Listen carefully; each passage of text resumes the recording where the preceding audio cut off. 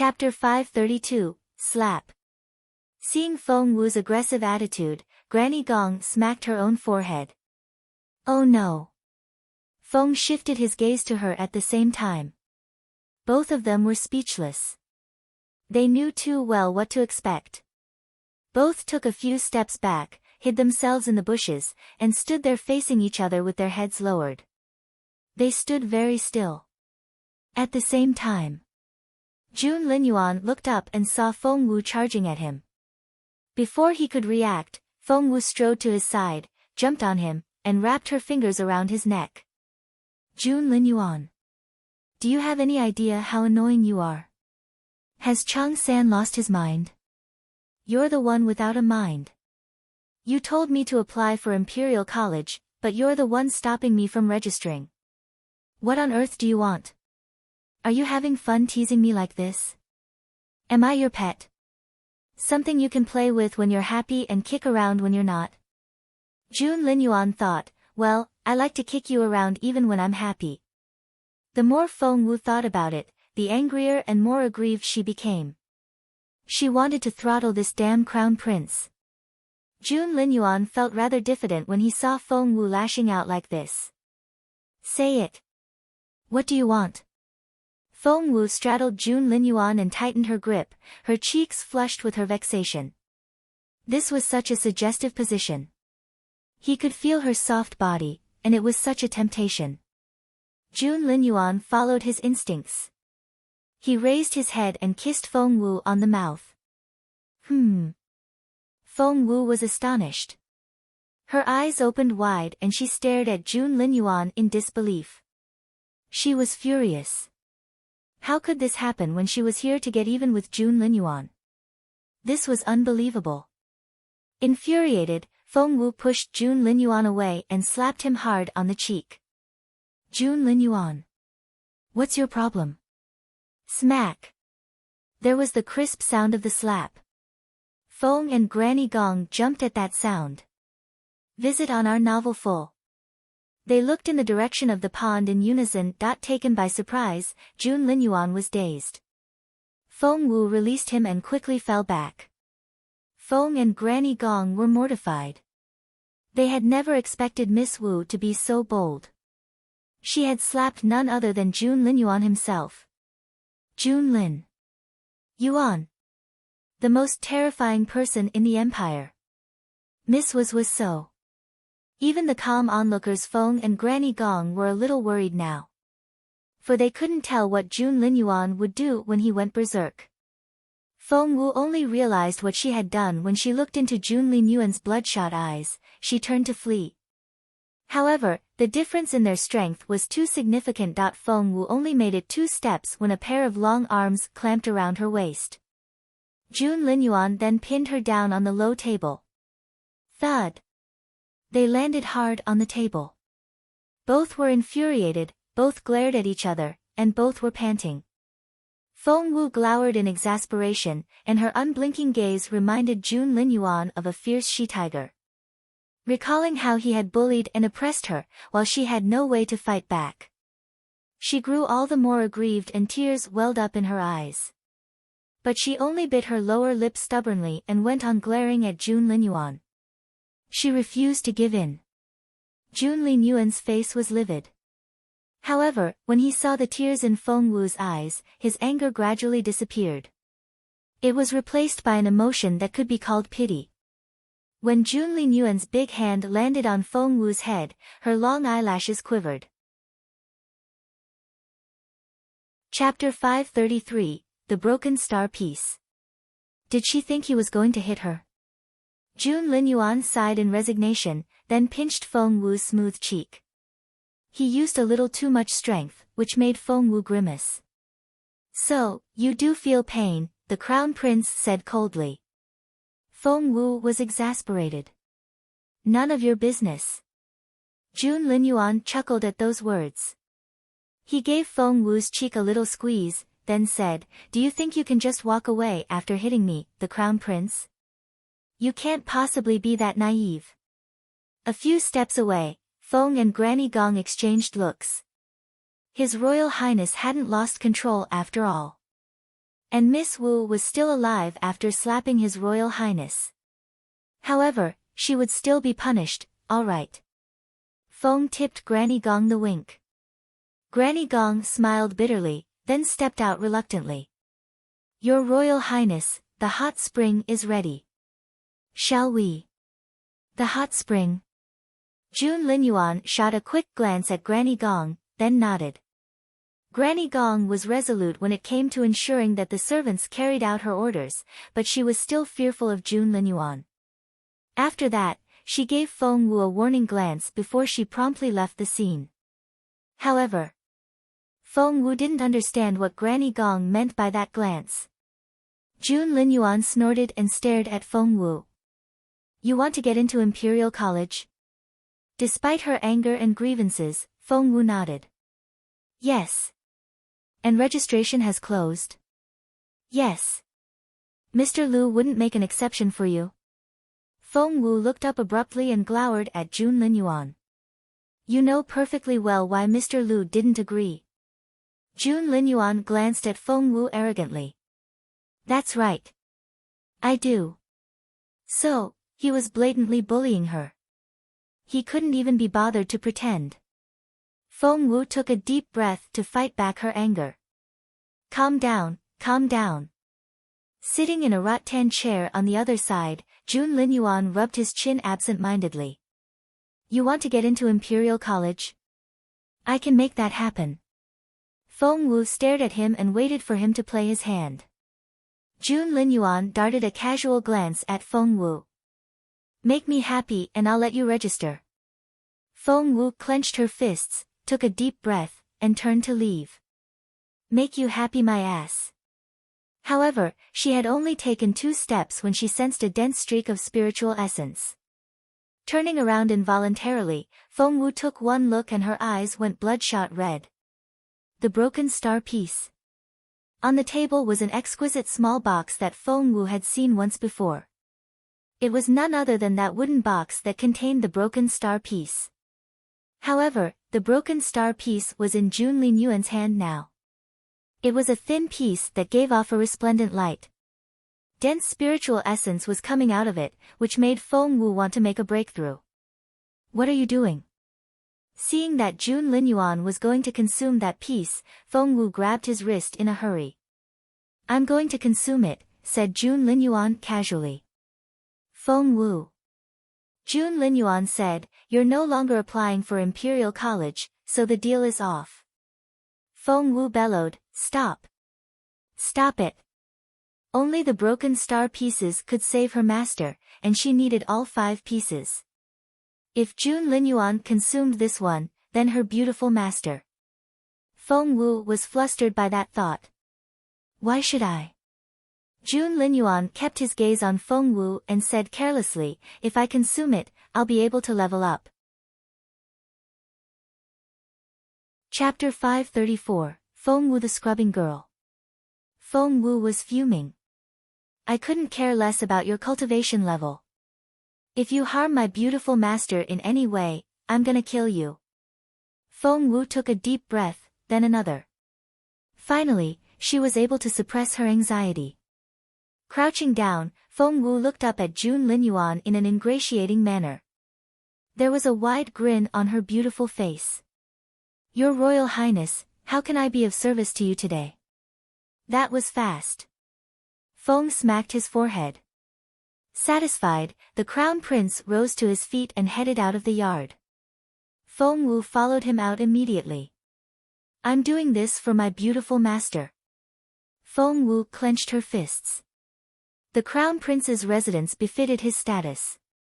In the busiest part of the city where property prices were exorbitantly high, this residence was so spacious that one could ride a horse around in it. They walked for about 5 minutes before Feng Wu started to feel a rise in the temperature. As if magma was rolling beneath the ground. A magnificent palace came into view. Jun Linyuan walked in straight away and Feng Wu had to follow. Once inside, Feng Wu felt the hot air on her face. It's so hot here. Is this a subterranean heat? Is there magma beneath us? The fire's spiritual energy inside Feng Wu was stirring and threatening to break free, and Feng Wu had to suppress it. Jun Linyuan darted a casual glance at her. Do you know what a dragon load is? Isn't that just a legend? Feng Wu looked at him eagerly. Jun Linyuan stood by the hot spring pool and held his arms straight out on both sides. Feng Wu hesitated. However, as soon as Jun Linyuan looked at her, she forced a smile, ran up to him immediately, and took off Jun Linyuan's robe off. She then hung it over an exquisite screen. The robe. The shirt. The vest. If she kept doing this, Jun Linyuan would be naked. Looking at his muscular chest, Feng Wu could hear the blood rushing into her head and her cheeks felt warm. Jun Linyuan had always had brooding eyes. Gazing at Feng Wu, his eyes were as deep as an abyss. Satisfied? Feng Wu took off his white undergarment, then pushed him from behind. The crown prince glanced at Feng Wu. What now? That look gave Feng Wu the creeps. Jun Linyuan said contemptuously, Are you sure you're going to wear all those layers in a hot place like this? Feng Wu put her arms over her chest and looked alarmed. I'm very sure. Jun Linyuan frowned. Feng Wu was on the alert. Hey, don't get any indecent ideas. I have my boundaries. I'll scrub your back and no more. The crown prince rolled his eyes. You're making things up in your head. Feng Wu snorted. I'm so pretty, no one can guarantee that you won't try anything. Jun Linyuan smirked. Prettier than me. Feng Wu was shocked. Jun Linyuan, I didn't know you had this side to you. Jun Linyuan realized what he had said and had to cough into his hand to cover up his embarrassment. Somehow, when Feng Wu was around, he couldn't help but show his true self. What he said wasn't like him at all. It was all because of this silly girl. Darting a glance at Feng Wu, Jun Linyuan beckoned her over. Come here. Feng Wu inched toward him. Let me make it very clear, I'll only scrub you and that's it. Jun Linyuan tossed her a clean bath towel. Get on with your job. Chapter 535, A Poolside Massage. Jun Linyuan glanced at Feng Wu, then beckoned her over the way one would summon a pet. Come here. In the enshrouding mist, his well-toned muscles reminded one of a fine marble sculpture.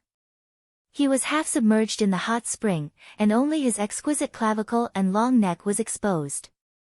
The teenager spread his arms and rested them on the edge of the pool.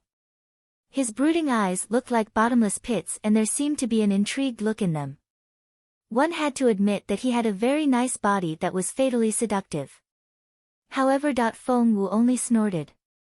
My beautiful master would look even nicer without his clothes on. Get over here, Jun Linyuan waved at her like a big boss.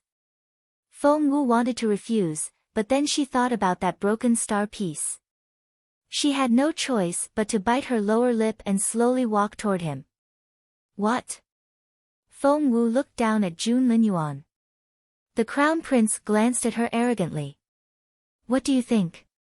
Feng Wu took a deep breath. You don't look very happy, Jun Linyuan said in a careless tone.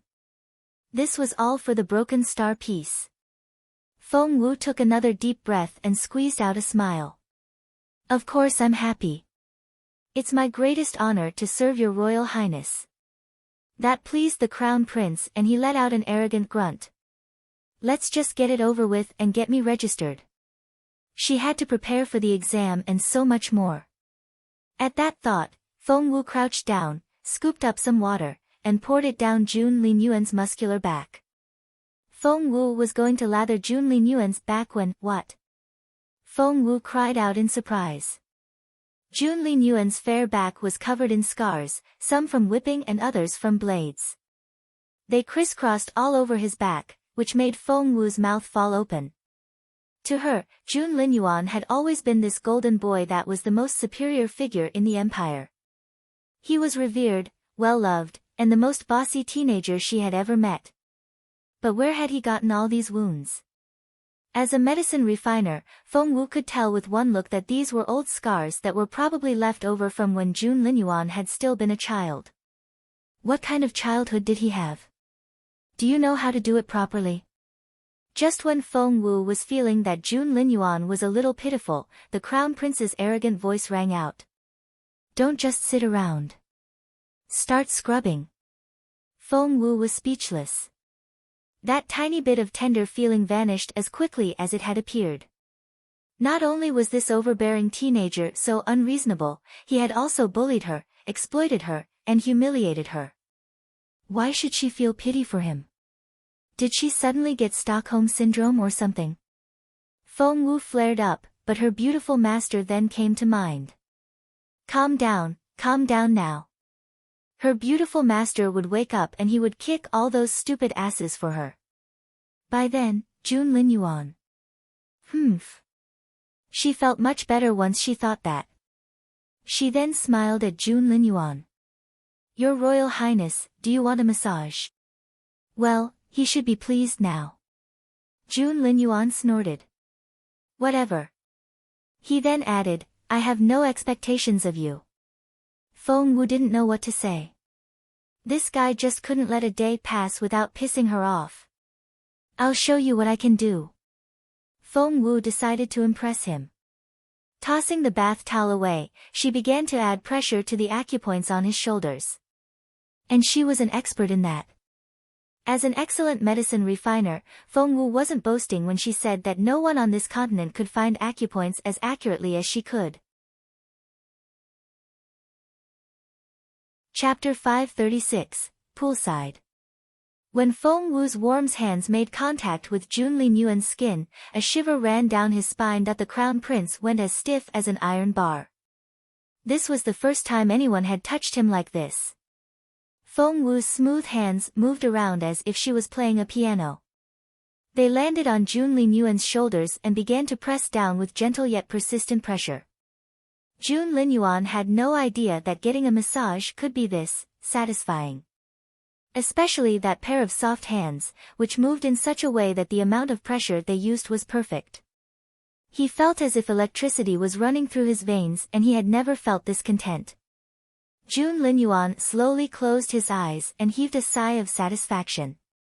Outside, Feng and Granny Gong stood there facing each other. Granny Gong looked concerned. Despite how calm Feng was, she couldn't hold it in anymore. She had to ask. Is everything really okay in there? Feng nodded. Don't worry. But His Royal Highness is a neat freak who never touches women. He threw out all the concubine maids that the Empress arranged for him. His Royal Highness is still a virgin. Is he going to be all right? Feng rolled his eyes. You're worrying too much. Seriously. No, I'm not. Granny Gong was bewildered. His Royal Highness took Miss Wu into the hot spring himself. Isn't that obvious enough? I think we both know what's about to happen. Feng rolled his eyes again. Granny Gong really gave their young master too much credit. Just then, they heard Jun Linyuan's voice from inside. You, move. Feng Wu said, you're so hard. How am I supposed to move? That's exactly why you should. Jun Linyuan, you're being completely unreasonable. Who says I need to be reasonable with you? This is so exhausting. I'm done moving. Do it yourself. Let go of me. You started it, you're not going anywhere until it's done. Feng's mouth fell open and Granny Gong reacted the same way. They exchanged shocked looks. Feng couldn't believe his ears. With how difficult and proud His Royal Highness was, how could he make such quick progress? This was unbelievable. Granny Gong grinned after the initial shock. She rubbed her hands together cheerfully. This is great news. His Royal Highness is finally into girls. The Empress Dowager will burst into tears of joy if she hears about this. Jun Linyuan was the Empress Dowager's favorite grandson. To her, Jun Linyuan was better than the dozens of Emperor Wu's other sons put together. She doted on the crown prince. Granny Gong covered her mouth in excitement. With how amazing His Royal Highness is, do you think he'll impregnate Miss Wu on the first go? Feng was speechless. The more Granny Gong thought about it, the more elated she was. If that happens, we'll have a little Royal Highness next year. Oh God, we're going to have a little prodigy in the Empire again. Although, Miss Wu is just 14, isn't that a bit too young? Feng was speechless. In the hot spring. Feng Wu had no idea how the two outside had misinterpreted the situation. Right now, all she knew was that her hands were exhausted. Jun Linyuan's muscles were so tense, especially those on his back. They were hard to loosen up and Feng Wu had to knead very hard in order for her massage to take effect. Jun Linyuan. Feng Wu smacked his back repeatedly. Why are you so tense? Don't tell me that. Chapter 537, A Fight. In the hot spring. Feng Wu smacked his taut shoulders. Why are you so tense? Don't tell me that, you're nervous. Nervous? The crown prince jumped to his feet and water splashed all over Feng Wu's face. I'm nervous. Ha! Jun Linyuan turned around and stared at Feng Wu. Who on earth do you think you are? Some goddess from heaven. Why should I get nervous from your touch? Feng Wu, don't flatter yourself. Feng Wu looked at him in bewilderment. I only wondered if your Royal Highness might be nervous because you think I might damage your energy channels. Why are you so jumpy? Jun Linyuan didn't say anything. How embarrassing. His earlobes turned pink and he glared at Feng Wu. Get back to work. You talk too much. All right, the poor girl went back to giving His Royal Highness a massage. Fortunately, with her rhythmic kneading, the muscles on Jun Linyuan's back gradually relaxed. But it was such an exhausting process. Whenever Feng Wu wanted to stop, the crown prince would snort through his nose. Which gave rise to the conversation that Granny Gong and Feng had heard just then. 15 minutes passed. Then an hour. 2 hours. Feng Wu thought that her hands were going to cramp up. She was massaging Jun Linyuan, an incredible cultivator, which was a completely different story from working on an ordinary person. To make the massage enjoyable for Jun Linyuan, Feng Wu needed much more control over the pressure her hands exerted. Much more. It challenged Feng Wu's massage technique greatly. After 4 hours, Feng Wu couldn't take it anymore. She sat down on the ground in exhaustion and wiped her sweaty forehead with a towel. Jun Linyuan had closed his eyes and his long eyelashes made 2 crescent shadows under them. His well-defined features reminded her of a masterly built sculpture, whose beauty was breathtaking. Seeing this, Feng Wu let out a breath of relief. Finally, she was free to go. She quietly rose to her feet and turned to leave on tiptoe. But that she was only able to make it a few steps. How dare you leave now? A hand came out of nowhere. It grabbed Feng Wu's slim ankle and pulled. Crash! Feng Wu lost her balance and fell backward at the yank. Splash! Feng Wu fell backward into the hot spring, splashing water everywhere. She was submerged before she knew it. She kicked the bottom of the pool instinctively and began to paddle upward to the surface. Flustered, Feng Wu paid no attention to where her foot landed and she didn't realize what she had stepped on. Jun Linyuan's face turned livid at that kick and he drew in his breath. He glared at Feng Wu. No matter how excellent a cultivator he was as sensitive down there as every other man. Was this girl trying to make him impotent or something? Feng Wu had no idea what she had done. She quickly reached the edge of the pool and jumped out of the water in the next second. Turning around, she glared at Jun Linyuan. What's wrong with you? Can't you use your words? Why is everything so physical with you? Can't you try to talk to me before moving into action? Why did you have to drag me in? I would have drowned if I didn't know how to swim. Feng Wu was still lashing out when she realized. Jun Li Yuan's face was very dark. It was more than dark. He looked like he wanted to kill someone. Chapter 538, A Little Jun Lin Yuan on its way. Feng Wu was speechless. What was wrong? Why was Jun Li Yuan's face so livid all of a sudden? And why that murderous look? Feng Wu's senses were as acute as a wild animal's. Once she realized the threat Jun Lin Yuan posed to her, she fell back, turned around, and ran for the exit. She had to get out now, or she would have to face Jun Lin Yuan's wrath. Feng Wu ran as fast as she could. She reached the door in no time and grabbed the door handle. 1 second. That was all she needed. However, it was the longest second she had ever experienced. Whoosh! A streak of white light flashed through the air. Feng Wu looked over her shoulder and saw a long white curtain coming at her. No. Feng Wu cried out in surprise and tried her best to open the door. However, the curtain wrapped around her thin waist and Jun Lin Yuan pulled. The next moment, Feng Wu flew back toward Jun Lin Yuan like a swing. The white curtain was like an extension of Jun Lin Yuan's arm. It gently pulled Feng Wu back and slowly put her down in front of him. And it remained wrapped around Feng Wu, leaving her suspended over the pool. Right now, Feng Wu's hands and feet were all tied up and the curtain was wrapped around her from the neck down. Where do you think you're going? Jun Lin Yuan poked Feng Wu's cheek with a finger. Suspended in midair, Feng Wu was less than 10 centimeters away from Jun Lin Yuan. She thought she was going to explode. Did he think he could simply do such a thing to her? What's wrong with you? Feng Wu flared up. Did I do anything to you? No, I haven't. Why are you doing this to me? I need an explanation. You didn't do anything. Really? I swear on my life. I didn't do anything. Feng Wu felt so wronged and so aggrieved. Jun Lin Yuan threw her a sidelong glance and smirked. You know perfectly well what you did.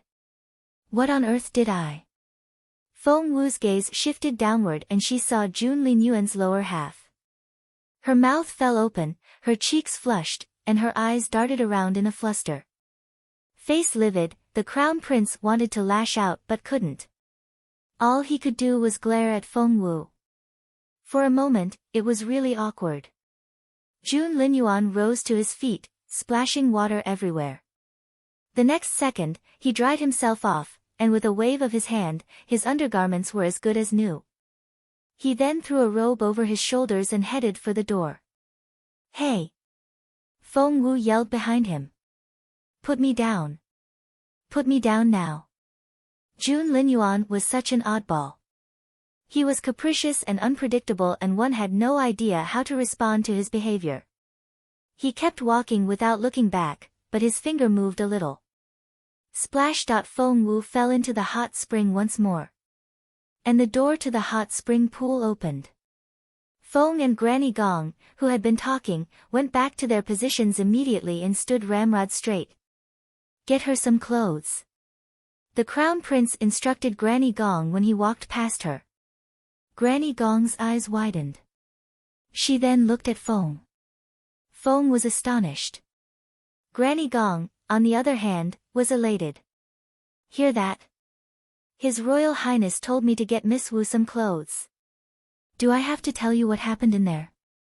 Ho ho, if we're lucky, we'll have a baby in the residence by next year. Right, I need to get those clothes for Miss Wu now. She then went off cheerfully and left Feng behind, who didn't look convinced. Had His Royal Highness really done it?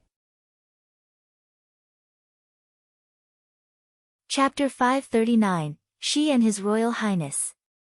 Feng Wu had no idea about what was going on in Granny Gong's head, nor did she know about Feng's suspicions. At that moment, her only thought was to strangle Jun Lin Yuan herself.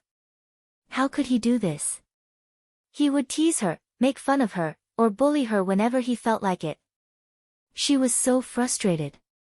Just as Feng Wu was about to crawl out of the hot spring, she shuddered violently and the fire spiritual energy exploded inside her.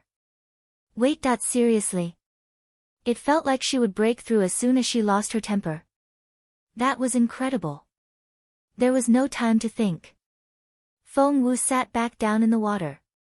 What she didn't know was that this hot spring had been created by using the essence of the magma extracted from underground, which was then infused with fire's spiritual energy.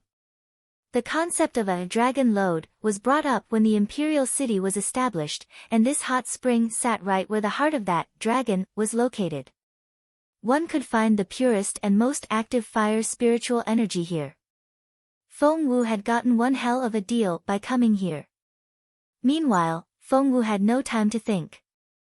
She sank to the bottom of the pool and sat there cross-legged.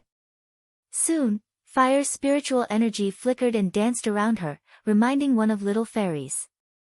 Time flew by. Feng Wu felt a satisfying sensation 5 minutes later, as if all her pores had opened up. She had broken through. She had been a level 3 spiritual grandmaster when she came here, and she was a level 4 now. Feng Wu was astonished after the breakthrough. She didn't know that was even possible. She recalled that she had broken through before right as Jun Linyuan pissed her off. She had been furious, but had nowhere to vent her anger. The next thing she knew, she had leveled up. And it had just happened again. She was mad at Jun Linyuan and she made a breakthrough. Feng Wu was speechless. Being pissed off by Jun Linyuan was a stimulus for her cultivation. What was the reasoning behind that? Feng Wu was dumbfounded. Whatever. She had pushed quite a significant amount of toxins out of her body during the breakthrough, so she took off all her clothes, down to her undergarments. She then quickly washed herself. Just then, there was a knock at the door. Feng Wu covered her chest with her arms involuntarily. It couldn't be Jun Linyuan, could it? No, it couldn't be. That fiend would never knock before coming in. Feng Wu called out, "Who is it?" Granny Gong's kind, friendly voice rang out. "It's me. His Royal Highness left instructions and I'm here to bring you some clothes." Feng Wu was about to get some clothes out of her ring, but she stopped halfway. If she did that, she would expose the secret of her ring. "Come in." Granny Gong walked in to find Feng Wu submerged in the hot spring with only her head above the water. She looked at Granny Gong with her beautiful eyes. Only her head was above the water. Was she trying to hide the marks on her body? "Miss Wu, would you like to come out now? Let me help you get dressed."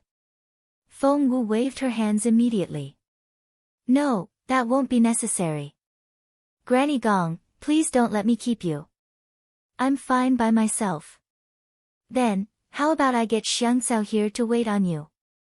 "No, I'm fine, really." Feng Wu turned her down right away. Granny Gong took it as a sign of how shy Feng Wu was.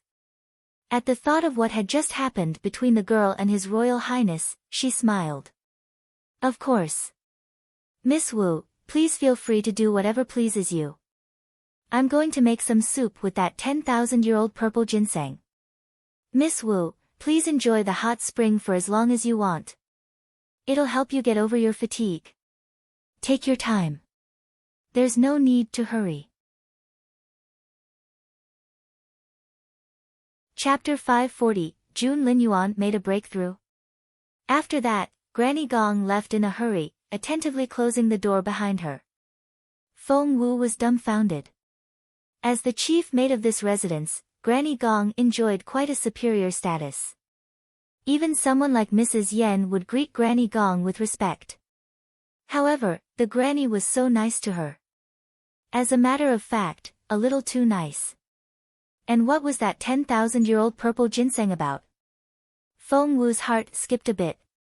Had Granny Gong noticed that she had just had a breakthrough and was worn out? Was that why she wanted to restore her health with that 10,000-year-old purple ginseng? Had her secret been exposed? At that thought, Feng Wu couldn't sit still anymore. Rising to her feet, she quickly changed into the clean clothes which Granny Gong had brought her, then walked out in a hurry. "Where's Granny Gong?" Feng Wu walked out to find no one outside. In a pavilion a few steps away, Feng stood there ramrod straight with his hands behind his back. What was Feng doing there? All of a sudden, Feng Wu looked up at the sky. There wasn't a wisp of cloud in the sky when she looked, but 1 second later, black clouds gathered overhead and the light dimmed. The next moment, rumble, a bolt of lightning struck the pavilion Feng was standing in. With all the flashing lightning and rumbling thunder, Feng Wu was only able to make out the teenager sitting in the pavilion after a while. From behind, his straight, muscular back provided her with a sense of security. And he was fatally seductive at the same time. Rumble. A sudden clap of thunder exploded in the black clouds and a bolt of lightning struck like a sharp blade, aimed right at Jun Linyuan's head. It was such a frightening lightning tribulation. And more lightning kept striking down. There was a second lightning bolt, a third, and a fourth. They came down one after another without stopping. Feng Wu covered her mouth in astonishment. She had never seen such a terrifying lightning tribulation before. If it were her sitting there, she'd be in pieces by now. Would Jun Linyuan be able to handle it? It was a lightning tribulation, after all. Just when Feng Wu was feeling concern for Jun Linyuan, to Feng Wu's surprise, Jun Linyuan stretched out his right arm with his palm facing upward. Rumble. The first bolt of lightning, the second, the third. Jun Linyuan caught all 9 lightning bolts with his hand. The lightning then turned into a ball, which emanated a terrifying energy. However, Jun Linyuan then squeezed. Thud. The ball was crushed in his palm. It was pulverized. Feng Wu's eyes opened wide. She couldn't believe that she had just witnessed a lightning tribulation. She had experienced a lightning tribulation herself before. At her level, she had already been pushing her limit to get through it. She couldn't imagine what Jun Linyuan's tribulation had to feel like. The first bolt of lightning burned everything within a 1-kilometer radius of the pavilion to the ground. However, Jun Linyuan wasn't affected at all. Once the lightning tribulation was over, the dark clouds scattered and the sky had never looked so clear and blue. Jun Linyuan had made a breakthrough. Right now, even his back had an indecipherable feel to it. The attraction was breathtaking and it was almost impossible for one to take their eyes off him. He was indeed the future ruler of the continent. The next moment, he jumped out of the pavilion and turned around. His unblinking gaze shifted to Feng Wu. His brooding eyes were so dark that no light seemed to be able to penetrate them. Walking toward her out of the ashes, he reminded her of a god. His robe flapped although there was no wind. And he had a majestic air to him. Finally, he stopped in front of her. Chapter 541, Feng Wu shoves Jun Linyuan in vexation. Jun Linyuan stared at Feng Wu. His eyes reminded her of bright stars and bottomless pits at the same time. He kept his gaze on her and something flickered in his eyes. All of a sudden, he raised a hand and tried to touch Feng Wu's cheek with his slender fingers. Feng Wu stepped back involuntarily. Jun Linyuan frowned a little. An idea then struck Feng Wu and she beamed at him right away. Teehee, Jun Linyuan, you've made a breakthrough. Are you happy now? Feng Wu would win the bet if he said yes. Feng Wu held her hands together in a praying gesture, but Jun Linyuan said in a cold voice, no. Feng Wu bristled. Why? You've leveled up. At Jun Linyuan's advanced level, breakthroughs were much more difficult to attain. Jun Linyuan glanced at her indifferently, put his hands behind his back, and said proudly, what's there to be happy about? All my muscles are so sore. Your muscles are sore. Feng Wu thought she was going to explode. She had been so exhausted during the massage that she had wanted to stop several times. However, this guy had forced her to keep working by threatening her with that broken star piece. At that thought, Feng Wu's stomach lurched. The broken star piece. Had Jun Linyuan made a breakthrough because he had consumed that broken star piece? Feng Wu lost control. She rushed to Jun Linyuan's side, grabbed him, and began to feel up his chest. Jun Linyuan was flabbergasted. Granny Gong, who had just arrived with some 10,000-year-old purple ginseng soup, watched this with an open mouth. Were they that eager? Jun Linyuan took Feng Wu by her wrist and stared at her. Are you really that eager? Granny Gong was speechless. So, she had guessed right. Feng Wu said, "Let go of my hand." Where's my broken star piece? Did you consume it? You did, didn't you? So, she was only after the broken star piece. Jun Linyuan's face darkened and he looked pissed. Feng Wu was only anxious before, but now, she panicked. It was her broken star piece. Her only way to save her beautiful master. No one in this world was more important to her than her beautiful master. Feng Wu glared at Jun Linyuan in exasperation. Jun Linyuan. You liar. Didn't you promise that you would give me that broken star piece? How could you use it yourself?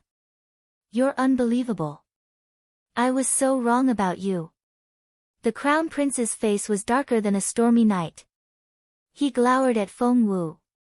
But Feng Wu didn't even flinch. Now that the broken star piece was gone, she had no reason to be threatened. She shoved Jun Linyuan in frustration and Jun Linyuan stumbled back. Speak. Say something. Guilty conscience, is it? I never thought you could do this. You broke your promise in order to help your own cultivation. Tears welled up in Feng Wu's eyes. Her beautiful master. She owed him so much and she had lost her only chance to save him. She was full of despair. Over on the other side, Granny Gong and Feng were terrified. With their crown prince's temperament, they wouldn't be surprised if he ended up killing Miss Wu. What should they do? Granny Gong was worried sick. Feng was the more experienced one and he waved his hand. Let's wait and see. But for what? Granny Gong was so scared of what might happen to Feng Wu. His Royal Highness was such a proud and aloof guy that he would never let anyone wrong him like that. He had killed for even less. But because it was Feng Wu, his only reaction was to storm off. Chapter 542, Brother Jun. However, as soon as he turned around, he saw Feng Wu's teary eyes and the aggrieved look on her face. One couldn't help but feel pity for the angry and upset girl. But that didn't stop Jun Linyuan from getting mad. Staring at her, the crown prince asked in a husky, frustrated voice, "Does that broken star piece really mean that much to you?" Feng Wu glared back at him. Of course. It's more important than my own life. More important than mine. Jun Linyuan gritted his teeth. Are you saying your life is more important than mine? Feng Wu snapped. The proud crown prince drew in his breath. Feng looked up at the sky, not knowing what to say.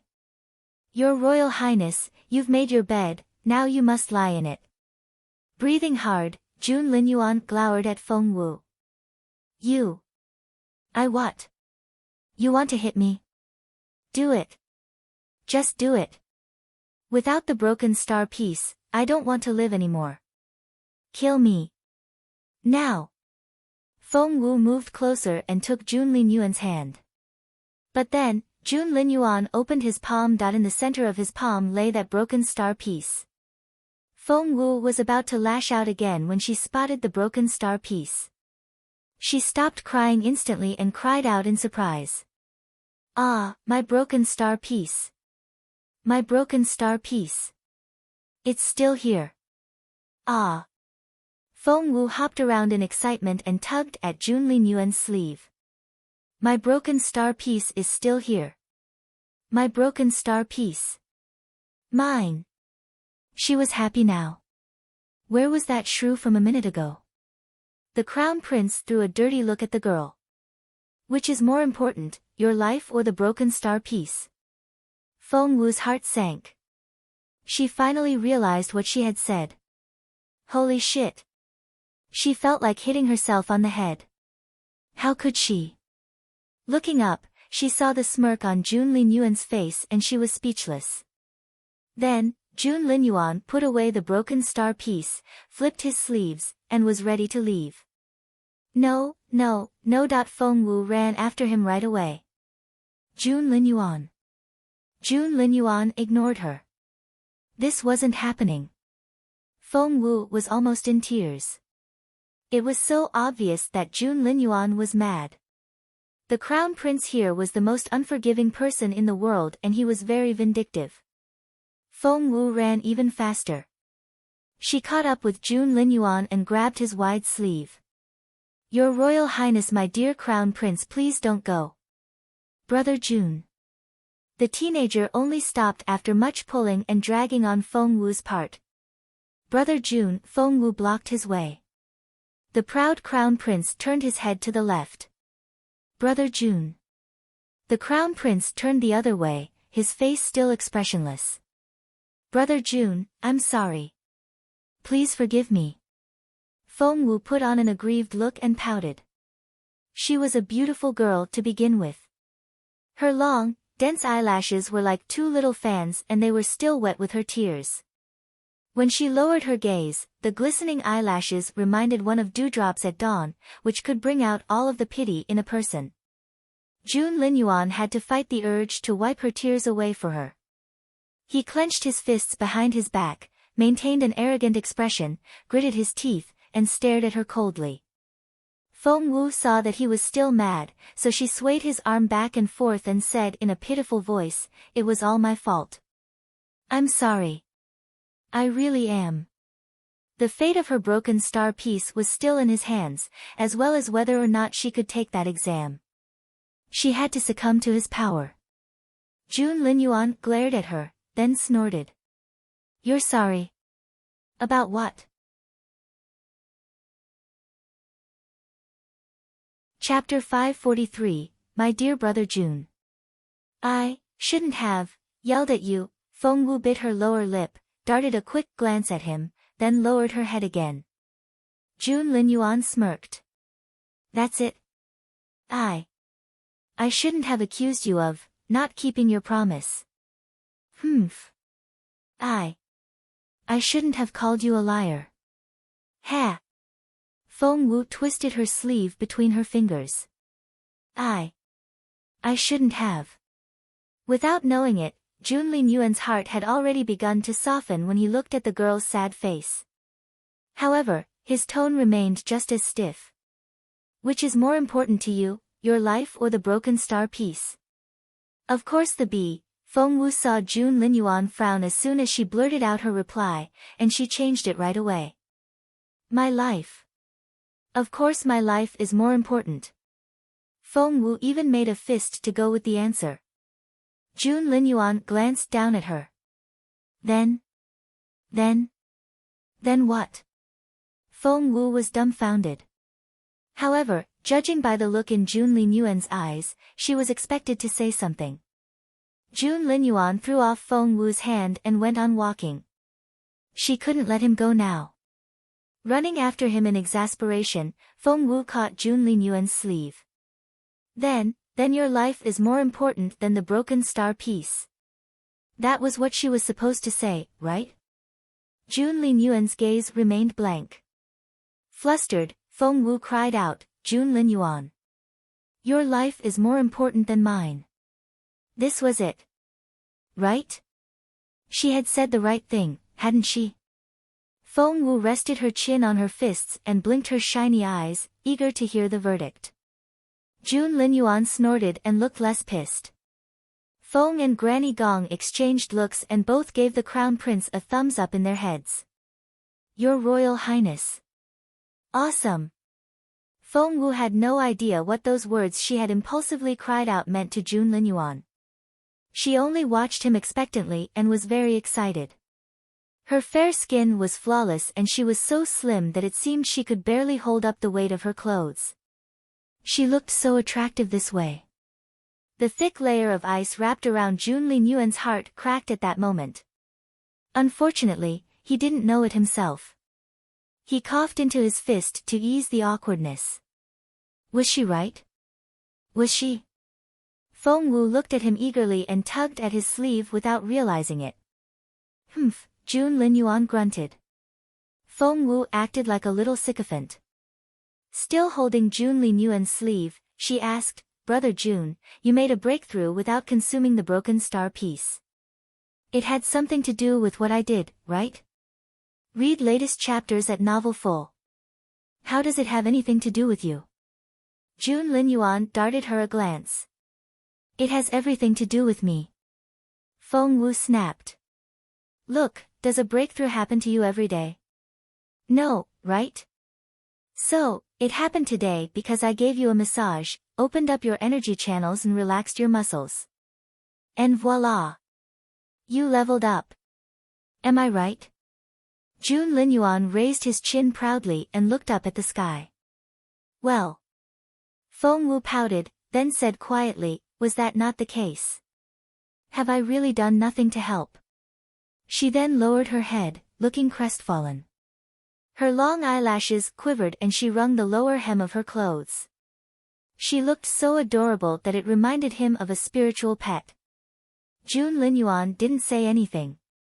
He then patted her head and said impatiently, fine. You did help a little. Really? Feng Wu's beautiful eyes sparkled and she stared at Jun Linyuan in excitement. Really? Really? I really helped you. Chapter 544, The Broken Star Piece. Jun Linyuan threw a contemptuous glance at her. Why was she so happy? It was a tiny compliment. Holding Jun Linyuan's arm, Feng Wu hopped around. Since I helped you so much, can you give me that broken star piece? Please. There were stars in the girl's eyes. But Jun Linyuan only gave her a knowing look.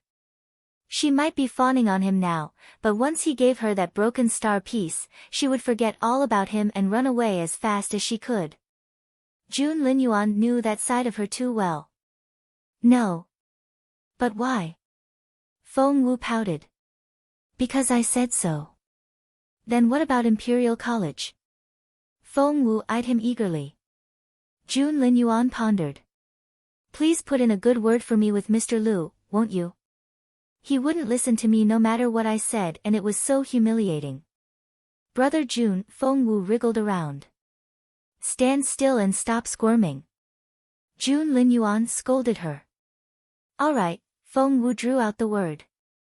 Fine. Jun Linyuan said with a stern face and waved his hand impatiently.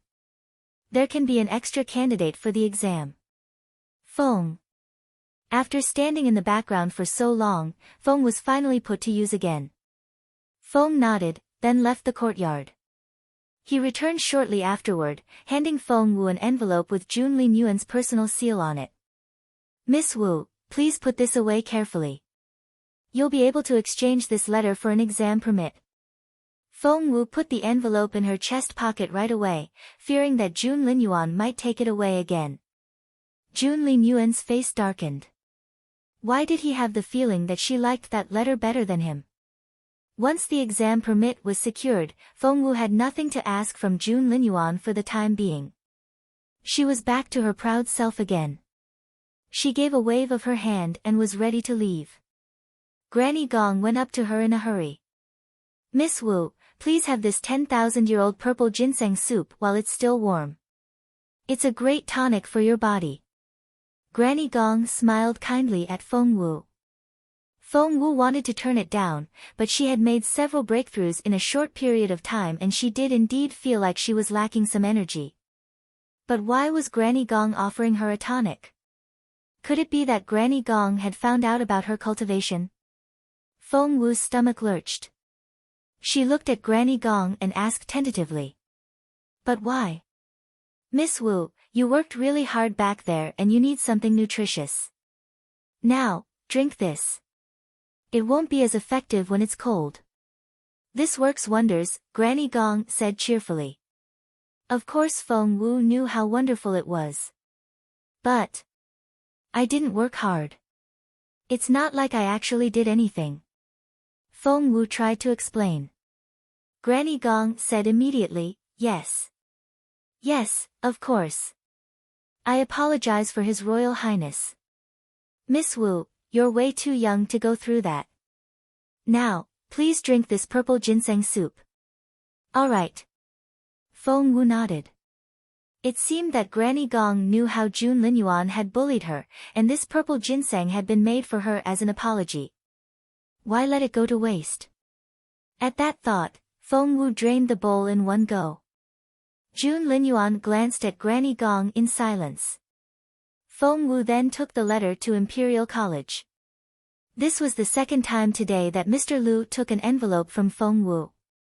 The first one was from Old Man Ba, his old friend, and that letter had stirred him. And this second time.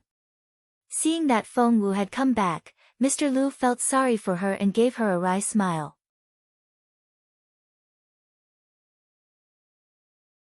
Chapter 545, The Exam Permit.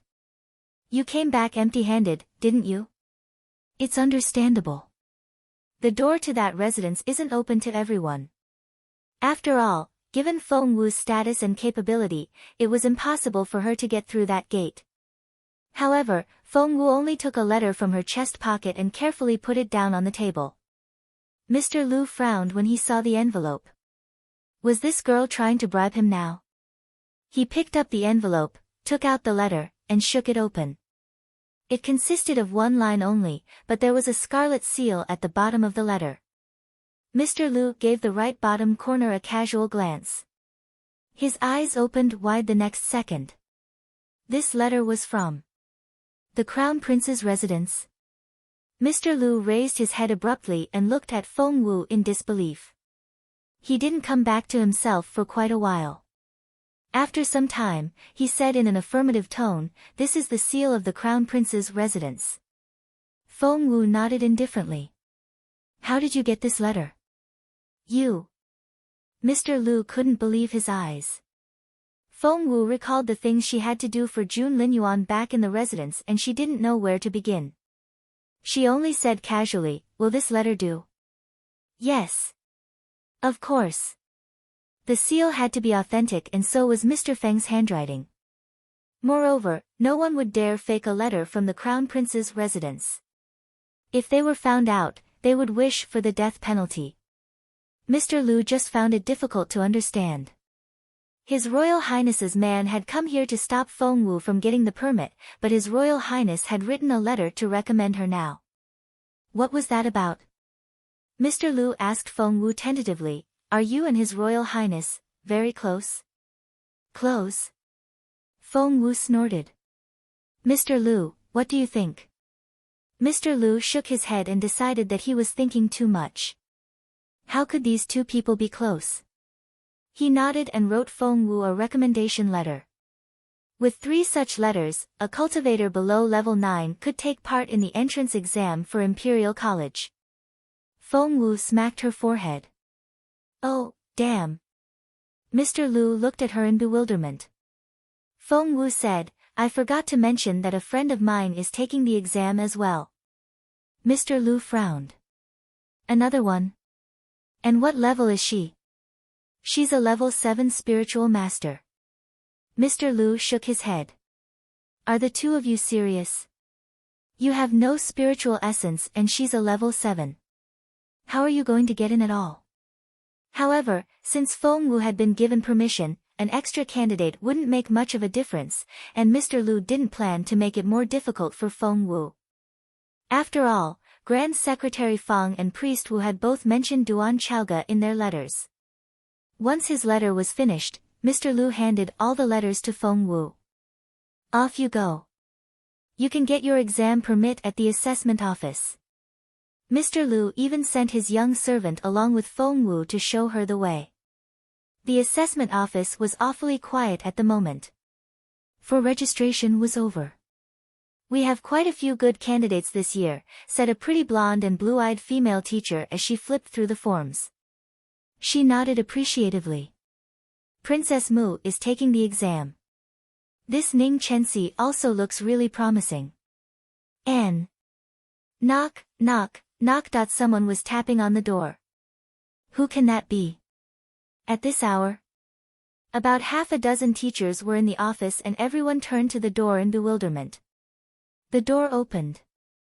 Feng Wu walked in and everyone was astonished by her stunning beauty. All teachers, male and female, stared at her with open mouths. "Young lady, you are..." An affable elderly female teacher rose to her feet and went up to Feng Wu with a smile. "Such a pretty girl. How wonderful."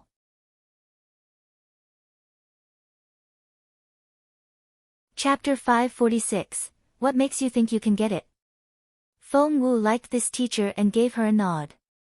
"I'm here to register for Imperial College's entrance exam." "Registration?" The pretty blonde and blue-eyed teacher was the first to react. She rose to her feet, went up to Feng Wu, and looked her up and down. She only asked with a frown after a long moment, "Who are you helping to register?" She asked this because she couldn't detect any spiritual essence in Feng Wu. "Myself," Feng Wu said calmly.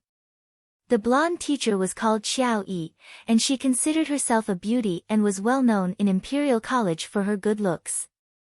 However, she couldn't help but feel ashamed of her own unseemliness when she saw Feng Wu.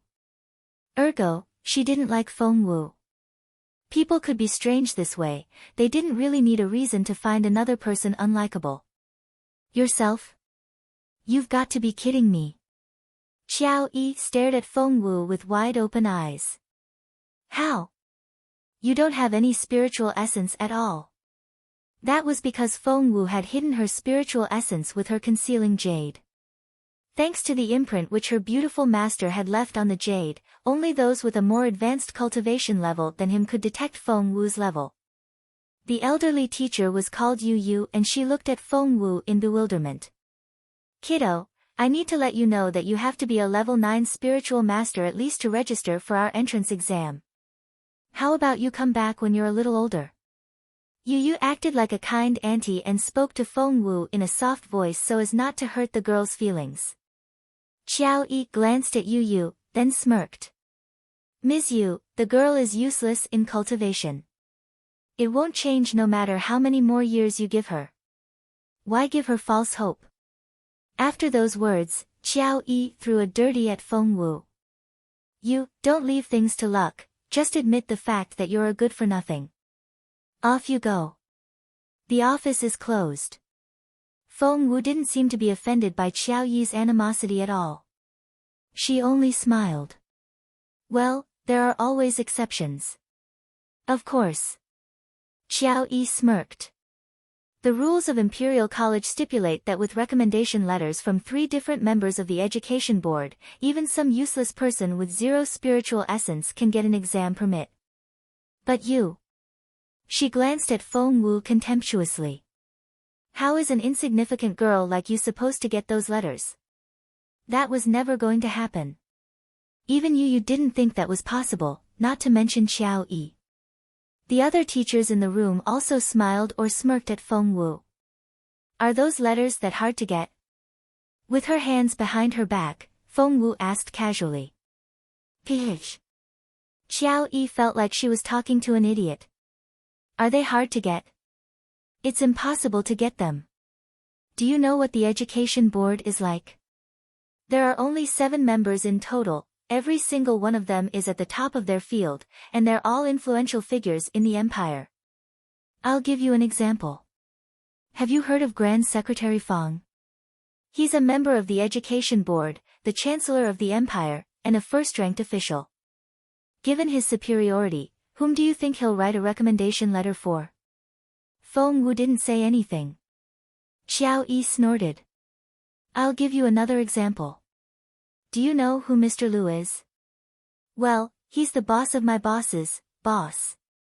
You can't even get through me, so how are you going to get a letter from him? Do you think that's possible?"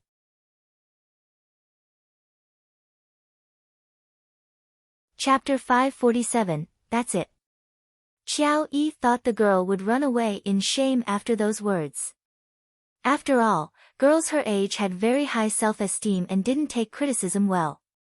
To Xiao Yi's surprise, the girl not only didn't run away, she didn't even blush.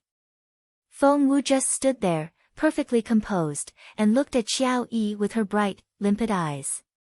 There was something very attractive about her. She was already this stunning at such a young age.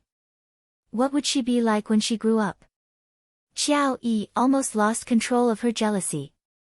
Yu Yu was much kinder and she cast a stern glance at Xiao Yi. Watch your attitude. We teachers should provide education for all people without discrimination.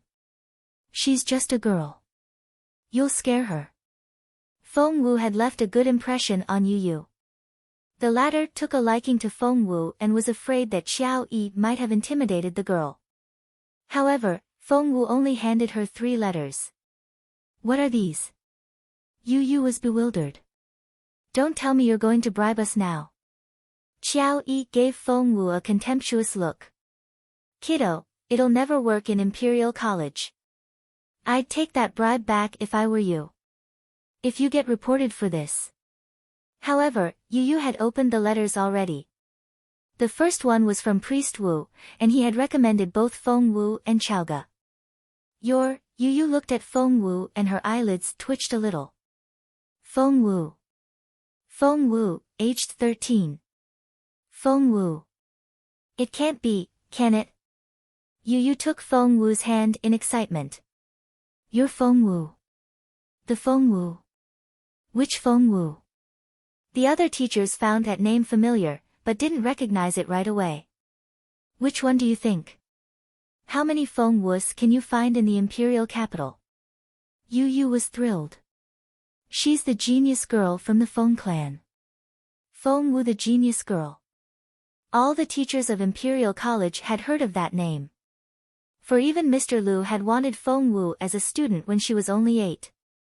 But now, your spiritual essence, Yu Yu felt sorry for Feng Wu. Everyone knew that Feng Wu had lost her ability. Feng Wu only smiled, but she neither admitted nor denied their assumptions. Xiao Yi frowned. That's past history. She has no spiritual essence whatsoever. Having her here is a waste of our resources. Yu Yu darted a glance at her. The letter is from Old Master Wu. She then opened the second letter and her pupils contracted. This is from Grand Secretary Fang. What? Xiao Yi, who had been frowning, rushed up to Yu Yu, grabbed the recommendation letter, and read it carefully. It really was from Grand Secretary Fang. How was that even possible? Wasn't the girl a good-for-nothing now? How could she get recommendations from both Old Master Wu and Grand Secretary Fang? And there's a third one. An idea struck Yu Yu and she opened the letter. It's from Mr. Liu himself. Xiao Yi's eyes opened so wide that her eyeballs bulged out. That's impossible. How did you get them? Feng Wu frowned. Do I have to tell you? Yes. Or we won't be able to verify the authenticity of the letters. Xiao Yi stared at Feng Wu. All right. Feng Wu shrugged. I know someone who knows Mr. Liu. Both Old Man Ba and Jun Linyuan were Mr. Liu's acquaintances, weren't they? Feng Wu thought that was a legitimate answer.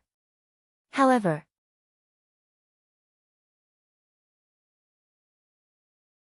Chapter 548, Face Slapping.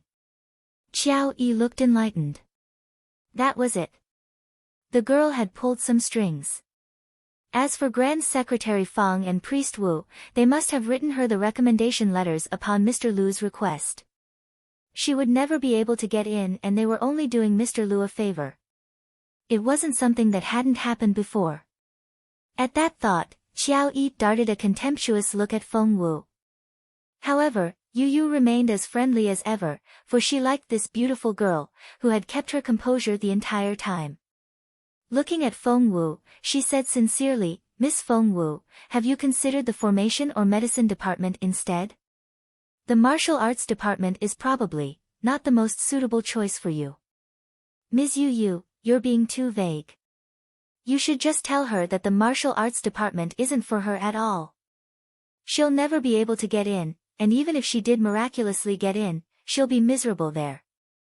Xiao Yi smirked. Of course Feng Wu would have chosen the easy way and gotten into the formation department, if Jun Linyuan hadn't forced her to get into the martial arts department. She had no choice. Plus, the deadline has passed. What you want is kind of difficult to get. Qiao Yi didn't want to make it easy for Feng Wu. I see. So the 3 recommendation letters mean nothing to you. Feng Wu only smiled. Qiao Yi shuddered at those words. Mr. Lu's words were as sacred as law here, and Qiao Yi certainly didn't dare defy them. She had some personal issues with Feng Wu, but she wasn't stupid. Miss, do you want to have a look at the timestamp on those letters? Feng Wu reminded her. Qiao Yi then checked the time, which rendered her speechless, for the letters had been written before the deadline. Qiao Yi threw a dirty look at Feng Wu. She had no other choice but to give Feng Wu her exam permit. She was going to give Feng Wu a hard time over Chaoga's exam permit again, but Yu Yu stopped her. The Feng clan. Chaoga was waiting for Feng Wu.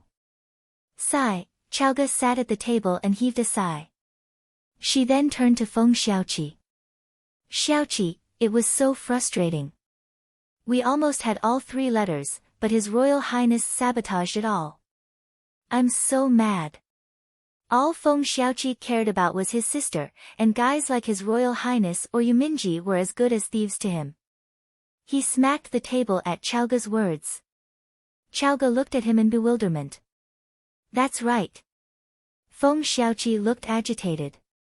His Royal Highness is the worst. All he ever does is pick on my sister. That's so true. Duan Chaoga smacked the table as well. He doesn't just pick on her, he threatens her all the time. He's horrible. Knowing that man is the worst thing that has ever happened to your sister. Up in that leafy Chinese parasol tree outside the house. Chang San had sent one of his men to shadow Feng Wu, for he had realized how much His Royal Highness cared for the young lady.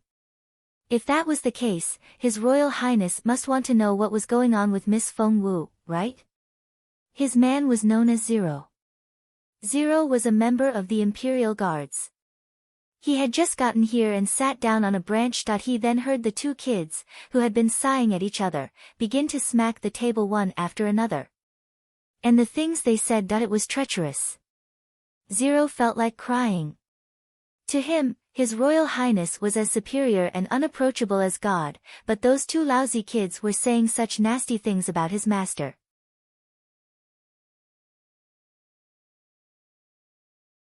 Chapter 549, We can celebrate for 15 minutes. They were blatantly insulting His Royal Highness. That was just outrageous. Zero thought that those 2 down there had to have a death wish. Just then, he heard approaching footsteps and a teenage girl came in with nimble movements. Xiao Wu. Chaoga rushed over to Feng Wu when she saw the latter. Sister. Feng Xiaoqi also dashed at Feng Wu like a cannonball. Chaoga immediately tried to console Feng Wu. Xiao Wu, we're not applying for Imperial College. Feng Xiaoqi chimed in, that's right. We don't need it. Chaoga said, Imperial College isn't that good anyway. We'll do better cultivating on our own. Feng Xiaoqi nodded repeatedly. That's right. Sister, you're a much better teacher than any of them. Chaoga said, so, Xiao Wu, don't be upset. It's not that we can't take the exam, we just don't want to. Feng Xiaoqi echoed, that's right. We don't like that place at all. Feng Wu didn't know whether to laugh or cry, but she was very touched. These 2 kids must have thought that she hadn't gotten the exam permit and thus wouldn't be able to take the exam. That was why they were saying that the exam wasn't worthwhile. It was such a heartwarming move, and Feng Wu swore to herself that she would keep these 2 kids safe forever. With a wave of Feng Wu's hands, she flicked both of them in their foreheads. Check this out. Feng Wu tossed them 2 booklets. Chaoga caught one red booklet, read the cover, and cried out in surprise. The exam permit. She opened it in a hurry and saw that her personal information was recorded in it together with the exam times. Wow! Chaoga almost jumped to her feet and her eyes shone in excitement. Xiao Wu, is this mine? I can take Imperial College's entrance exam. I'm only a level 7. I really can take the exam. Of course. I told you I would make it happen. Feng Wu beamed at her. Wow. Xiao Wu, you're amazing. This is amazing. Chaoga threw her arms around Feng Wu and kissed the latter on the cheek. I can't believe this. You're incredible. What was more amazing was that after the stunt that the abominable crown prince had pulled, Feng Wu had still been able to get what she wanted. Xiao Wu was a goddess. Up in the parasol tree. 0 held a notebook in one hand and quickly made a sketch with a charcoal crayon. He didn't have time to sketch the scene where Feng Xiaoqi and Chaoga had been talking about His Royal Highness behind his back, but was just in time to note down Feng Wu's satisfied smile. Feng Wu patted Chaoga on the shoulder. Well, we can have 15 minutes to celebrate, and we just did. Now, it's time to get down to business. Business? Chaoga looked puzzled. Feng Wu jabbed Chaoga's head with a finger. You have the permit, but can you pass the exam? Ah! Chaoga cried out. She had forgotten about the most important part. Imperial College's entrance exam was known as the national exam. Across the empire, the most talented teenagers under 18 would gather in the imperial capital every year to take the exam. It was as competitive as 10,000 people squeezing onto a single log bridge. Xiao Wu, Chaoga was flustered.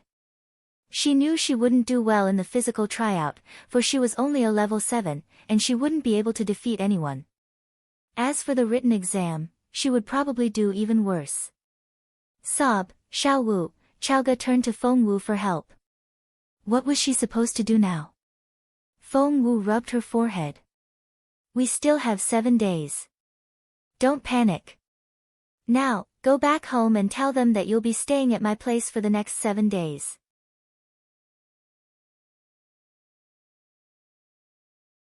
Chapter 550, The Duan Family. In this situation, their only choice was to take a crash course. No problem. Xiao Wu, I'll be right back. Chaoga rushed out the door in a hurry. And she ran all the way back home. The Duan family was a middle-class family. Thanks to the contributions of previous generations, Duan Hongyi, Duan Chaoga's father, was able to get a position as a 4th-ranked official. Chaoga was the daughter of a concubine and her mother had long passed away.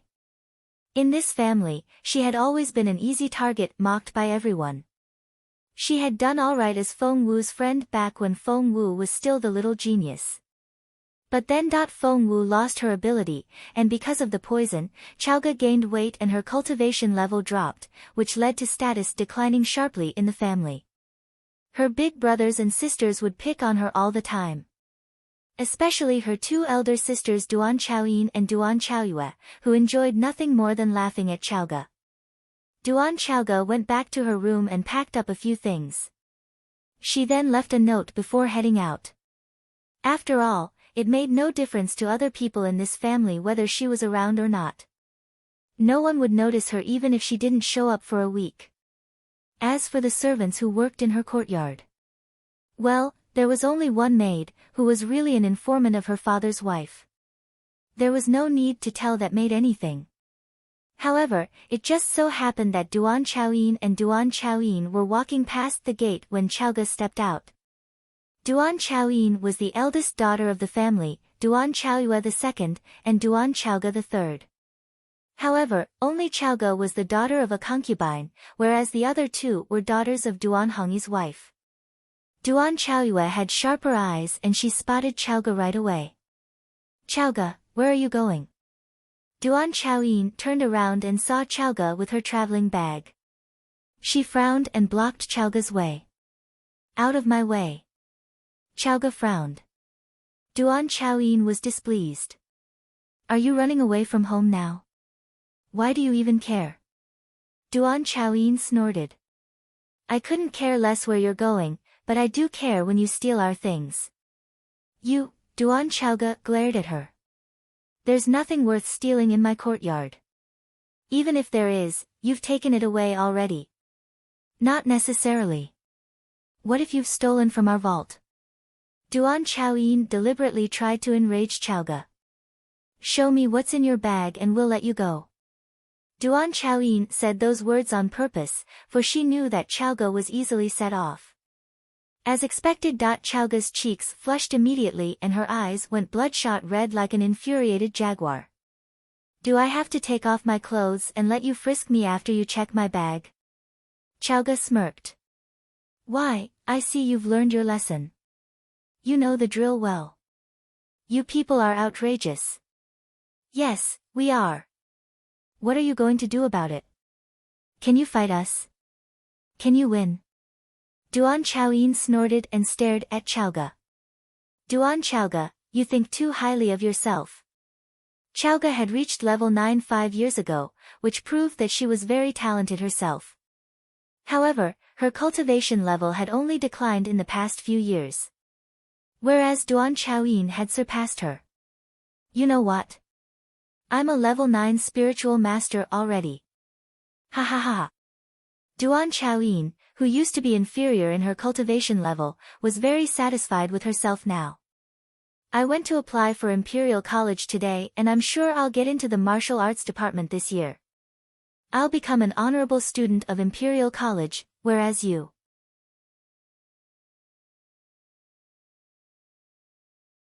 Chapter 551, Ha ha ha. Duan Chaoga had been wondering what her sister was going to show off, and she snorted when she heard Duan Chaoyin's announcement. So what if you're taking the entrance exam for Imperial College? So what? Duan Chaoyin and Duan Chaoyue exchanged looks and both saw ridicule in each other's eyes. Did you think that you can become a student of Imperial College just by applying? Of all the candidates in the Empire, only 10,000 people can take the written exam. The top 1,000 can go on to the physical tryout, and only the top 100 from the physical tryout will be admitted. Do you have any idea how hard it is to register for the exam? However, both of your two elder sisters here successfully registered. Duan Chaoyin gave Chaoga a sidelong glance. Do you think that's an easy thing to do? Chaoga rolled her eyes. That's it? You got registered for Imperial College's exam? So did I. Big deal. Ha ha ha. Ouch, my belly aches. Duan Chaoyin and Duan Chaoyue laughed until their stomachs ached. Especially Duan Chaoyin, who laughed so hard that she had to gasp for air. Ha ha ha, Duan Chaoga, I didn't know you could be so brazen. I never knew you had this side to you. You registered as well. Ouch, my belly. I'm cracking up here. Duan Chaoyue, the more aloof one who didn't talk much, couldn't help but smirk. Chaoga, did you forget the part of the rules where only a level 9 spiritual master or above can take the exam? Chaoga rolled her eyes. Of course I didn't. Then stop bragging. Are you hearing yourself? Duan Chaoyin snorted. Chaoga threw them a dirty look. That's the only way you know of to register for the exam? You people are so ignorant. Duan Chaoyin racked her brain in order to prove that she wasn't ignorant. She then remembered the exemption, which was rarely used. The 3 recommendation letters from 3 members of the Education Board? Is that what you're talking about? Duan Chaoyue and Duan Chaoyin exchanged looks. Yep. Chaoga grinned. Ha ha ha. Duan Chaoyin and Duan Chaoyue burst out laughing again, even louder than before. My tears are coming out. Since when was Duan Chaoga so funny? Can you believe what she just said? She has such a wild imagination. Does she take us for a pair of fools? I'm telling the truth. Chaoga snapped. It's true. The 3 members are Mr. Liu, Grand Secretary Fang, and Old Master Wu. They wrote those recommendation letters for me. Ha ha ha ha. Hearing those words, Duan Chaoyin and Duan Chaoyue, who had finally stopped laughing, guffawed again. This is hilarious. Gosh, I'm in tears, Duan Chaoyin wiped away her tears. I won't even begin to talk about Mr. Lu and Grand Secretary Fong. Old Master Wu himself is a well-known formation grandmaster in our empire. You can't even get close to him. Who are you kidding? I can't, but Xiao Wu can. Chaoga gloated. Xiao Wu had the 3 bosses write the letters for us. Xiao Wu? Which Xiao Wu?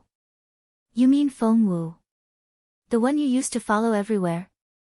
Yes. Chaoga was very confident every time Feng Wu was mentioned. Xiao Wu is the best. Not only did she persuade Old Master Wu and Grand Secretary Fong, she even got help from Mr. Lu as well. Oh, right, and there was His Royal Highness. He put in a good word for us, too. Ha ha ha.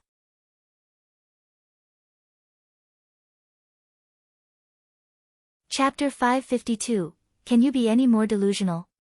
Hearing those words, Duan Chaoyin and Duan Chaoyin burst into laughter again. If what Chaoga said before was remotely possible, the thing she had just said was pure delusion. Have you caught a cold or something? Are you hearing yourself? Are you daydreaming? Duan Chaoyin stared at Chaoga. Chaoga lost her temper. There's nothing wrong with my head and I've told you nothing but the truth. Let lightning strike me if I'm lying. Wow, you're taking an oath. That's just lame, Duan Chaoga. Duan Chaoyin snorted. I'm telling the truth. Chaoga was furious. Upright as she was, she hated it when she was wronged. She was eager to prove herself. I have the exam permit. Chaoga cried out. Duan Chaoyin and Duan Chaoyue looked at each other. Could it be that she was telling the truth? Show us, then. Duan Chaoyin smirked. The 2 of them had their permits on them and they could tell if Chaoga's was a genuine one if she showed it to them. No problem. It's right here. Chaoga reached into her chest pocket. Shit. Where was her exam permit? Xiao Wu had gone to a lot of painstaking effort to get her that exam permit. If she had lost it somehow. Chaoga panicked. She smacked her forehead, trying to remember where she had put it. But she couldn't remember anything. Where's my exam permit? Where did I put it? My exam permit. Chaoga was so flustered that she was almost in tears. Duan Chaoyue and Duan Chaoyin exchanged looks, then both rolled their eyes. You liar. You're so vain. You don't have it, so stop pretending. Mr. Lu. And His Royal Highness? Seriously? You're unbelievable. You're not a bad actress, I'll give you that. Keep up the good work and show us your exam permit. Duan Chaoyin and Duan Chaoyue looked at each other and both burst out laughing. This was so much fun. That humble Duan Chaoga was capable of telling lies now. I remember. Xiao Wu has it. Chaoga said in excitement and heaved a sigh of relief. I didn't lose it, or it would be such a waste of Xiao Wu's efforts. However, Chaoga had barely finished her sentence when, oh my, you can't keep up with your lie, so you're getting Feng Wu involved now? She helped you get the exam permit? Ha ha ha ha, are you telling me that she was able to persuade all 3 members, Mr. Lu included? Duan Chaoyin decided that Chaoga had lost her mind, for that was such an unbelievable story. Teehee, Duan Chaoyue tittered. Sister, don't put it that way. Chaoga put in a lot of effort to make up such a long story. Ha ha ha, I might actually believe her if she had said that someone else helped her with it. But Feng Wu, that genius turned useless Feng Wu. Oh God, Duan Chaoga, can you be any more delusional? Chaoga was so mad. She didn't want to talk to these people anymore and she turned to leave. But they wouldn't leave her alone.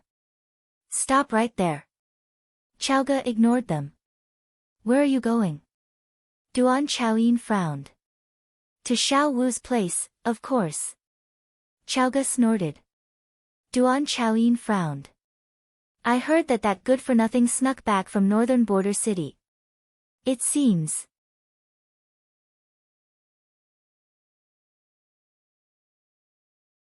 Chapter 553, Feng Wu in Action. It seems that she's as useless as ever. Duan Chaoge, are you an idiot? Why are you still hanging out with her? Chaoge could stand it if she was the only one Duan Chaoyin insulted, but she had insulted Feng Wu. Chaoge spun around and slapped Duan Chaoyin in the face. She's not useless. The attack was so sudden and Chaoge's hand moved unbelievably fast. Duan Chaoyin had no time to react. She was dumbfounded. You. Both Duan Chaoyin and Duan Chaoyue had applied for Imperial College and were level 9 spiritual masters. After they realized what had happened, they charged at Chaoge at once. Since Chaoge had made a move, she wasn't going to back off now. Thump. Thump. Thump. A fight broke out right away. Chaoge was only a level 7 spiritual master now and she was no match for a level 9, let alone two of them. Thump. Thump. Thump. Before long, Chaoge had bruises all over her face and she took quite a few blows to the body as well. Duan Chaoyin smirked. Duan Chaoge, is that all you can do? You hit me? You're dead. Thump. Duan Chaoyin slashed down with her palm turned sideways, and it landed right on Duan Chaoge's forehead. That hurt. Chaoge felt a dull pain in her head, her vision went dark, and she could see stars. Duan Chaoge, die. Duan Chaoyin pulled a dagger out of nowhere and stabbed down at Chaoge's heart. Duan Chaoyin was cold-blooded that way. Although Chaoge was her sister, she was going to kill the latter because of that slap. Duan Chaoge's head swam and she staggered about in all directions. She could barely keep her balance, let alone dodge the blade. It seemed that Chaoge would be stabbed to death. Right at that moment. Thud. A leaf flew down and hit Duan Chaoyin on her wrist. That hurt. Duan Chaoyin's grip loosened at the pain and the dagger dropped to the ground just before it reached Chaoge's chest. Meanwhile, Feng Wu stood on the wall. After Chaoge was gone for a while, Feng Wu recalled the complicated relationships in the Duan family and decided to check up on the girl. Feng Wu knew where Chaoge lived. Like herself, Chaoge had been given the most remote courtyard in the family. Hence, she had jumped onto the wall and was going to run along it to get to Chaoge's place. However, she saw what was happening before she entered the yard. Feng Wu was furious. How dare they bully Chaoge, her friend? She picked a leaf from a nearby tree. Luckily, Feng Wu could still think straight and she covered her face with a black scarf. She couldn't let anyone else know about her cultivation ability for now.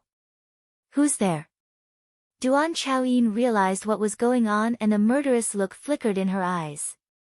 Looking up, she saw a masked person charging at her. You. That was all Duan Chaoyin could say. The masked person then smacked her on the forehead. Thud. It was such a formidable blow. Duan Chaoyin flew back and crashed into a nearby wall. Rumble. The ramshackle wall collapsed at the impact and the bricks buried Duan Chaoyin. Seeing this, Duan Chaoyue realized the danger and turned to run. However, she was only able to take a few steps when Feng Wu kicked up a stone and struck down with its sharp tip aimed at Duan Chaoyue's back. Ah! Duan Chaoyue cried out in surprise and fell forward on her face. What a sorry picture. Just then, Feng Wu sensed a great power surge out from deep inside the Duan family's house.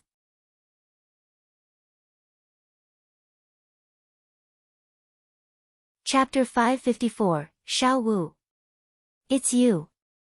Seeing Duan Chaoyue fall on her face, Chaoge rushed over, climbed onto her back, and pounded Duan Chaoyue's head with her fist. Thump. Thump. Thump. The strikes were relentless. But Feng Wu could sense a formidable power coming their way. There was no time to think. Grabbing Chaoge, Feng Wu said, I like this chubby girl. She'll make a nice stew for my dinner, she's coming with me. After that, Feng Wu hurried off, dragging Chaoge along with her. Feng Wu and Chaoge had just jumped over the wall when a middle-aged man appeared in front of Duan Chaoyue. What's going on? Father. Duan Chaoyue looked up and saw that it was her awe-inspiring father. She wrapped her arms around his leg and burst into tears right away. Duan Hongyi was going to go after the intruder, but with Duan Chaoyue holding his leg, he couldn't move.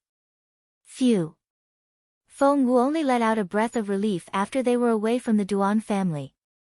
She was only able to handle Duan Chaoyue and Duan Chaoyin that easily because she was a level 4 spiritual grandmaster and those two were only level 9 spiritual masters. There was no surprise there. However, the person that came afterwards was way above Feng Wu's level. She might be able to run away from him, but Chaoge would be in a lot of trouble. You can't eat me. I don't taste good at all. Chaoge stared at Feng Wu in alarm. Chaoge didn't recognize her. Feng Wu found the girl hilarious. She put on a long face and eyed Chaoge maliciously. Chubby girls like you are my favorite. I'll slow cook you on a pan until the grease sizzles. It'll smell so good. Chaoge pictured herself sizzling in a pan and was almost in tears. But she still said stubbornly, I'm poisonous. Feng Wu stepped forward. That's okay. Poison doesn't affect me. Do you know who Feng Wu is? We're good friends. If you eat me, she'll kill you to take revenge for me. Chaoge stared at the masked person, sounding nervous. Feng Wu couldn't hold it back anymore and burst out laughing. Chaoge recognized that voice and her eyes widened. Feng Wu then removed the black scarf over her face. Xiao Wu. It's you. Chaoge stared at Feng Wu in disbelief. You. She hadn't detected any spiritual essence in Feng Wu all this time, so she just assumed that. She didn't realize that Feng Wu was such an advanced cultivator. Xiao Wu, Chaoge was more excited than if she had the ability herself. She ran up to Feng Wu and threw her arms around the latter. Xiao Wu, you smacked Chaoyin down and kicked Chaoyue away in one go. Wow! Xiao Wu, you're incredible. What level are you now? Let me guess, are you a level 1 spiritual grandmaster? Feng Wu shook her head. Level 2, then. Feng Wu shook her head again. Level 3. Chaoge was thrilled. But Feng Wu still shook her head. Not anymore. Holy crap. You're a level 4 spiritual grandmaster. Oh my god. Chaoge's knees almost buckled. Feng Wu nodded. Yes, for now. For now. Chaoge smiled in resignation. A level 9 spiritual master is already good enough to qualify for the exam. Xiao Wu, Chaoge's cheeks flushed with excitement. Those people all think that you have no spiritual essence and they all laughed at you. Are they blind? No, I was as blind as them. Chaoge buried her face in her hands and smiled bitterly. I've been with you all this time, yet I had no idea how amazing you are.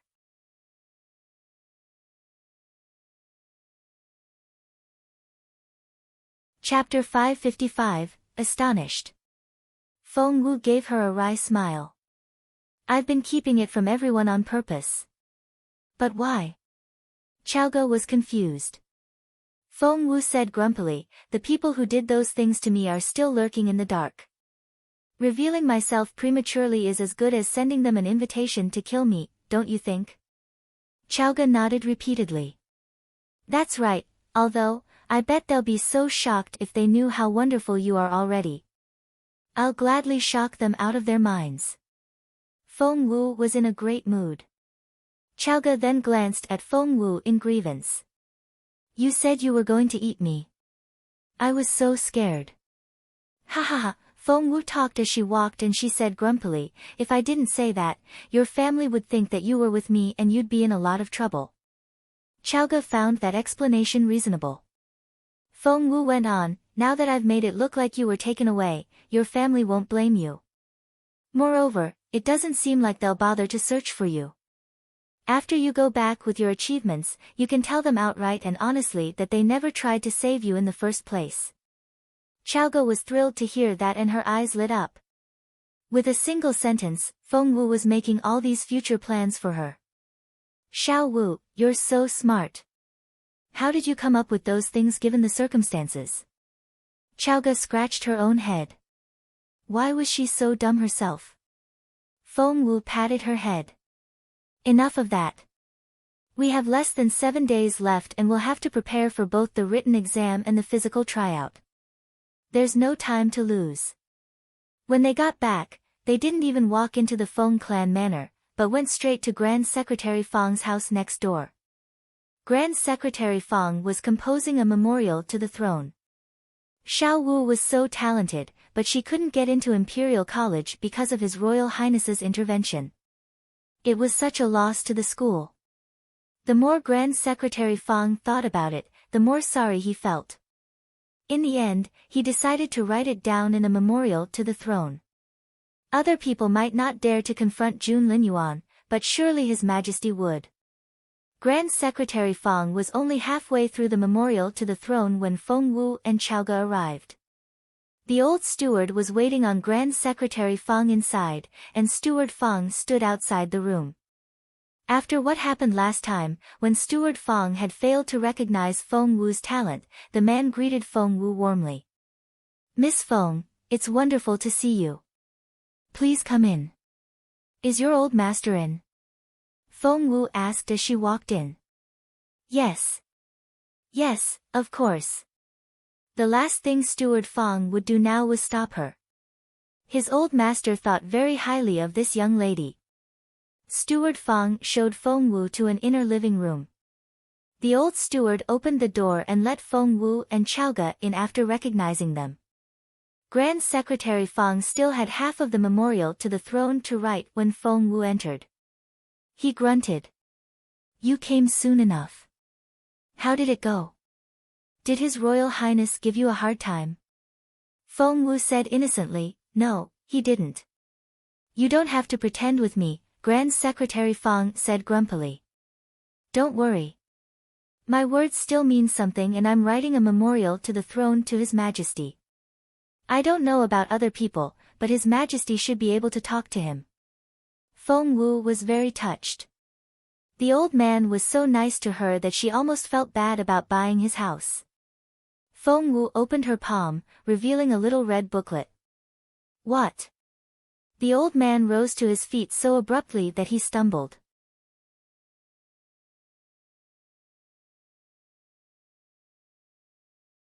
Chapter 556, You're Not a Cripple. Feng Wu reached out in a hurry and steadied him. Watch out. The old man snatched the red booklet from Feng Wu and opened it. Feng Wu's personal information was indeed recorded in it. I have one, too. Xiaoge presented her own as well. Only after Grand Secretary Feng examined both booklets was he convinced that Feng Wu had really received her exam permit. The old man hadn't thought much of the exam permit at first, but then Jun Linyuan got involved, and all of a sudden, it was hell mode for them all. You really have it, the old man was amazed. Didn't His Royal Highness try to intervene? Feng Wu had charged out, looking as if she was going to punch someone in the face. Grand Secretary Feng had thought that Feng Wu would be thrown out of the Crown Prince's residence for sure. However, not only hadn't she been thrown out, she had somehow secured the exam permits. Grand Secretary Feng found it hard to believe. Feng Wu nodded. I was lucky. Jun Linyuan had a breakthrough and he was in a good mood. So, he made it easy for me. Grand Secretary Feng cried out, His Royal Highness made a breakthrough again. Exactly what level is he now? Feng Wu couldn't help but ask. It seemed that Jun Linyuan's cultivation level was a secret. The old man patted Feng Wu's head grumpily. That's a top secret of the Empire. You shouldn't even ask. Now that you have the exam permit, your most important task now is to pass the exam. Yes, Feng Wu and Xiaoge stood at attention and nodded solemnly. As for the physical tryout, Grand Secretary Feng sighed in resignation. Chaoga can probably make do with a crash course, but what about Xiao Wu? She had no cultivation ability whatsoever and the old man didn't know what to do. Chaoga's eyes lit up. Xiao Wu wasn't a cripple. She was amazing. Right now, the only people in the room were Feng Wu, Chaoga, and Grand Secretary Fang. Feng Wu smiled, then put the concealing jade back into her ring. If she hadn't seen the old man writing that memorial to the throne to Emperor Wu, she would never have realized how kind he was to her, which was why she decided to let him in on her secret. Grand Secretary Fang was deep in thought, trying to come up with some ideas to help Feng Wu. He turned around and saw Feng Wu beaming at him. The old man was disgruntled. "Kiddo, get serious. We're running out of time. The exam is in 7 days and you can't even wait a minute." Grand Secretary Fang looked shaken all of a sudden. He rushed to Feng Wu's side and his voice trembled with excitement. "Kiddo, you." Staring at Feng Wu, the old man said in a shaky voice, "No, that can't be. That's impossible." However, Feng Wu only stood there as steady as anything, with perfect composure. "Show me your hand." Grand Secretary Fang stared at Feng Wu. Feng Wu gave him her right hand, then activated her spiritual essence. A level 4 spiritual grandmaster. Grand Secretary Fang figured it out right away. "You have very sharp eyes." Feng Wu grinned. "You naughty kid," Grand Secretary Fang smiled wryly. "You're already very capable. Why did you go to all that trouble to hide it? Do you like to be called a cripple?" However, given how experienced Grand Secretary Fang was, he immediately realized why Feng Wu had done so.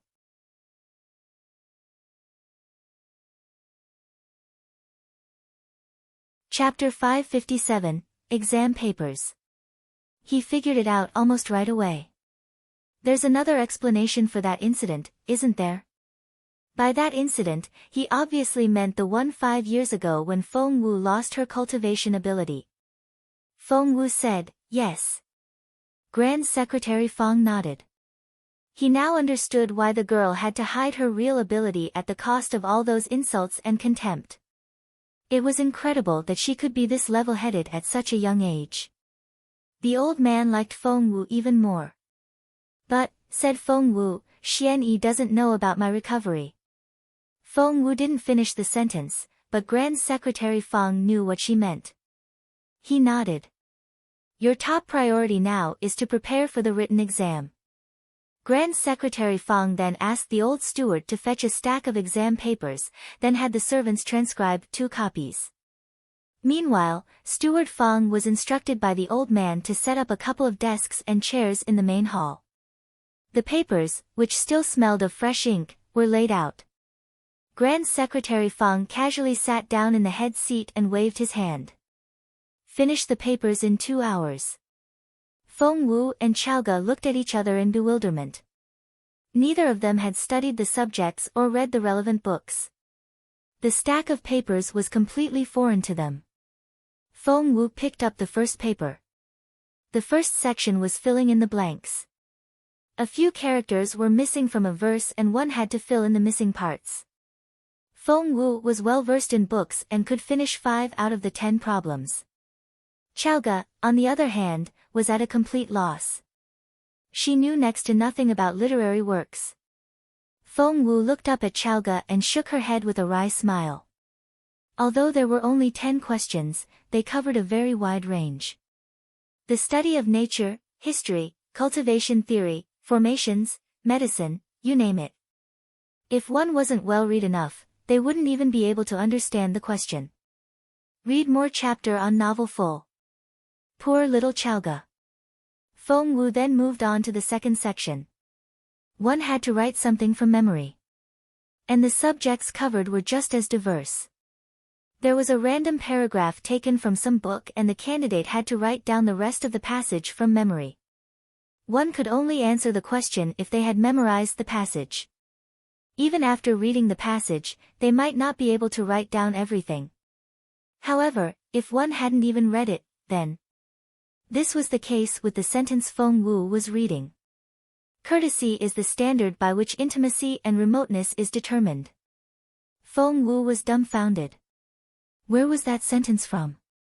Although she had read a lot of books, she had never seen it before. Because she didn't know that sentence, she left the entire section blank. The third section consisted of multiple choice questions. Write down the options you deem correct in the bracket. The answer is only correct and it contains all the correct options and only the correct ones. Feng Wu read the questions, then rubbed her forehead. They were incredible. The subjects mentioned covered everything from astronomy and the universe, to medicine refinement. No subject was left out, and candidates who weren't well-read enough would fail miserably in this section. Section 4 was short answer questions. The name of a practice manual was mentioned and the candidate needed to elaborate on the theory, techniques, and innovations. The name of the manual on Feng Wu's paper was Ice Everywhere. Ice Everywhere. Feng Wu was elated. She didn't have the ice attribute herself, but she had a peerless beautiful master who knew all the attributes and all professions. Her beautiful master used to explain all the attributes and skills to her. With his encouragement, she memorized everything, even though she hadn't understood most of it.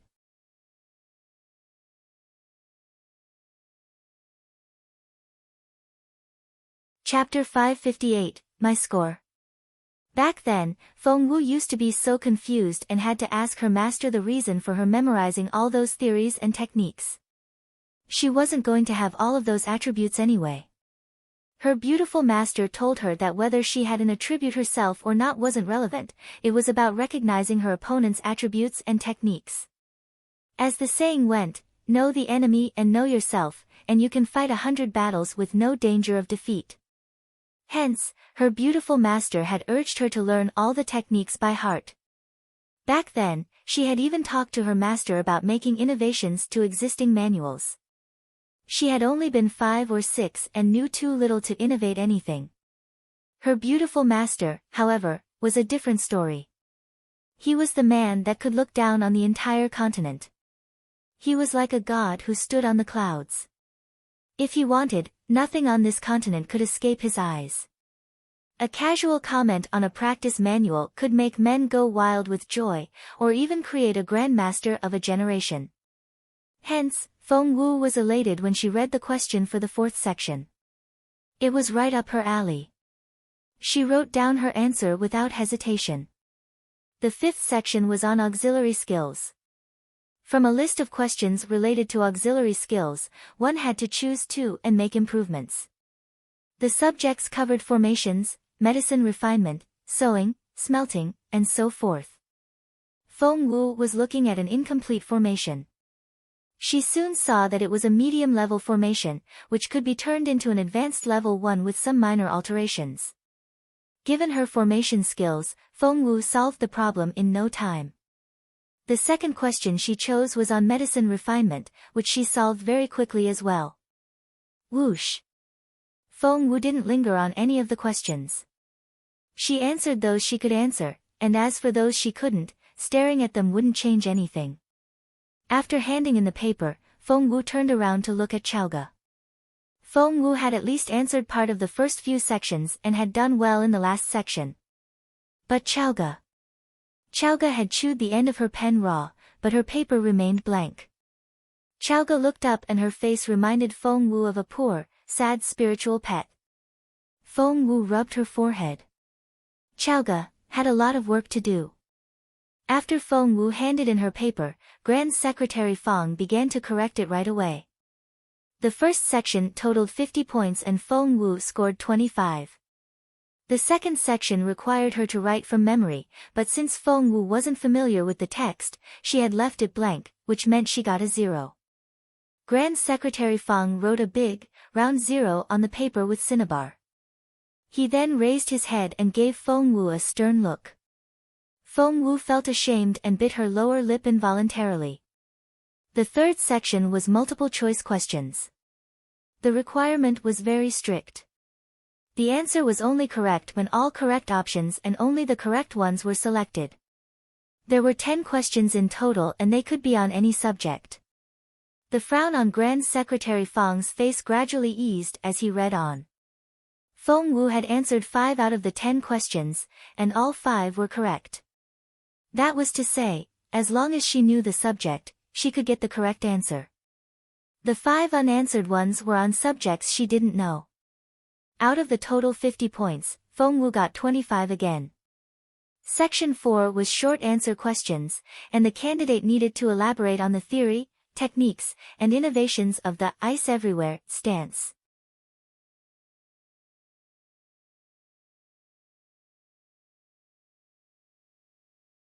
Chapter 559, Poor Kid. Grand Secretary Fang was frowning at first, but as he read on, his eyes widened. He then raised his head and stared at Feng Wu.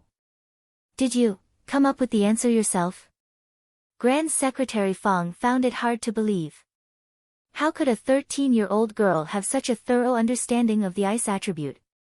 Her explanation of the theory and skill was straightforward and easy to understand. As for the innovation part, that she actually did it.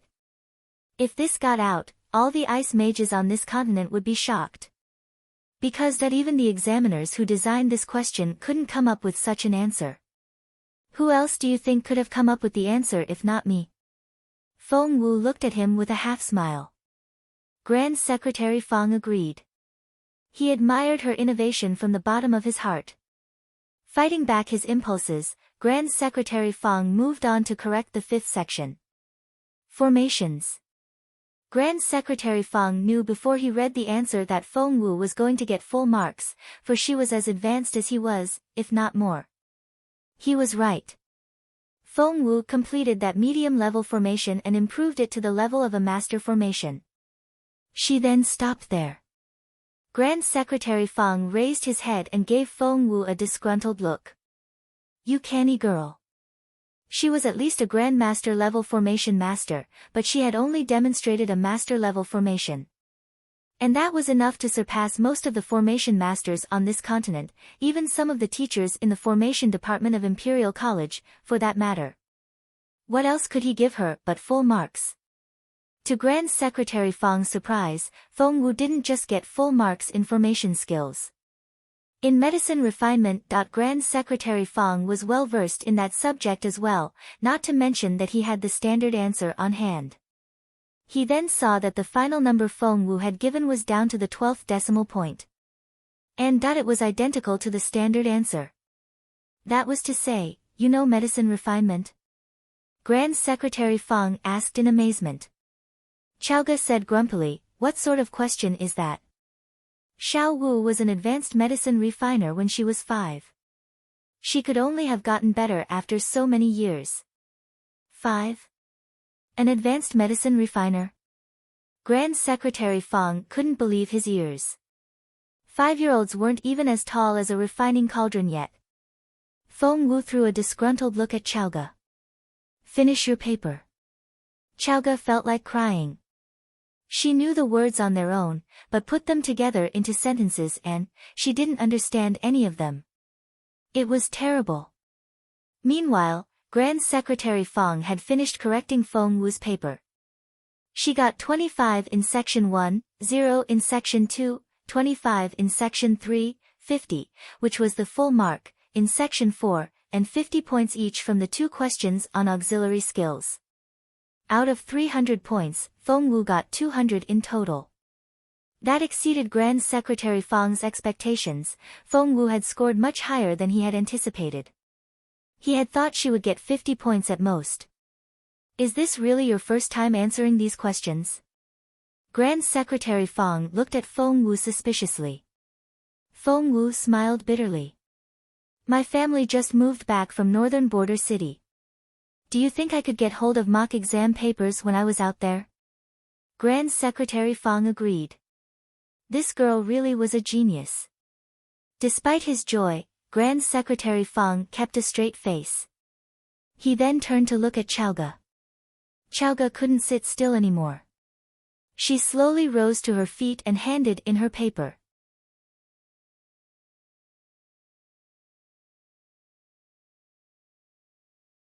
Chapter 560, Straight D Student.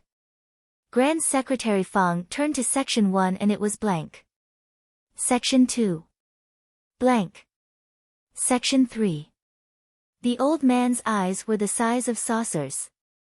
And the sound of flipping pages was very loud. He would dart a look at Chaoga every now and then as he looked through her paper. Chaoga was still on the chubbier side, which gave her a tough look. However, she couldn't help but cringe at Grand Secretary Fong's stare and she tried to take cover behind Feng Wu. Grand Secretary Fong snorted grumpily. Seriously? You think she can shield you? Chaoga gave Grand Secretary Fong a pleading look. Get over here. Grand Secretary Fong snapped. Aggrieved, Chaoga turned to Feng Wu for help. Feng Wu could only rub her forehead in resignation. Her face was also twitching after looking at all those blank answer sheets. Grand Secretary Fong had picked up his cinnabar pen to correct the paper, but he got blank sheets from the beginning to the end. The old man didn't know what to say. Feng Wu didn't say anything either. Chaoga kept her silence, but took a small step back. Grand Secretary Fong glared at Chaoga. You. He wanted to say something, but words failed him. After doing this for so many years, this was the first time he had ever seen a completely unanswered exam paper. Read more chapter on novel full. Seeing how cross the old man was, Feng Wu poured him a cup of tea at once. There, please have some tea and calm down. Chaoga has always been a straight D student, I won't deny that. Grand Secretary Fong's chest heaved with indignation. Straight D student? Yes, that was exactly what she was. You're absolutely correct. Taking Feng Wu's hand, the old man vented his grievances. I've never met any student as hopeless as she is. How can she? Feng Wu rushed to the old man's side and massaged his shoulders in an ingratiating manner. Please don't get upset. Chaoga tends to go overboard on some subjects. Theory isn't her forte, but she's great in actual combat and very efficient in her cultivation. At least she's more than just empty talk, right? With proper education, there's no difference between students. I'm sure you'll teach her well. Grand Secretary Fong gulped down deep breaths, then said reluctantly, I'm going to have a stroke before I can do that. Nonsense. You'll live 1,000 years and more. Please help Chaoga. Please. Grand Secretary Fong gave Feng Wu a disgruntled look. He had daughters and granddaughters of his own, but they were nowhere near as sweet as this child. With a wave of his hand, Grand Secretary Fong said, Fine. I'll teach Chaoga as well, for your sake. Both Feng Wu and Chaoga were elated. After all, they only had 7 days left. Grand Secretary Fong said to Feng Wu, You can worry about Chaoga later. You're not much better yourself. You got 200 points out of 300, which means you barely passed. But that won't put you in the top 1,000 students. Only the top 1,000 could qualify for the physical tryout. It's so competitive, the more Chaoga thought about it, the sadder she became. Xiao Wu had 200 points and she still couldn't get into the top 1,000. She herself couldn't answer a single question. What was she supposed to do? Xiao Wu, I'm so sorry. Chaoga was so upset that she smacked herself on the head and stomped her foot. You got me that exam permit after all those setbacks, but I'm so useless. I'm sorry. Overwhelmed with guilt, Chaoga began to cry. Feng Wu rubbed her head, but it only made Chaoga sadder, which upset Feng Wu as well.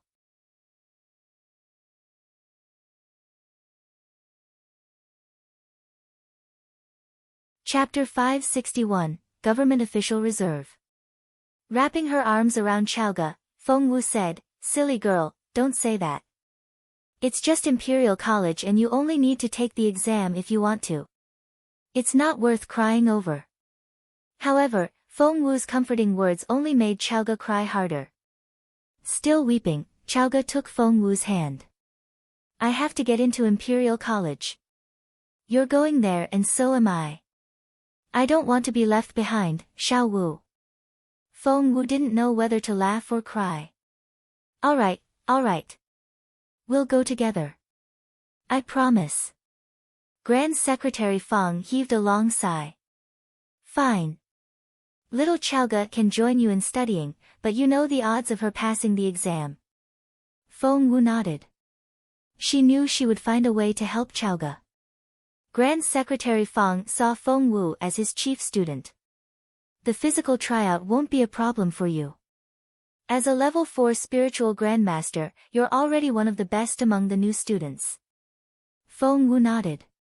Your main problem is the written exam. Grand Secretary Feng started to explain the exam to Feng Wu in detail. First of all, tell me, why do you think Imperial College set up a written exam? That's right. Why?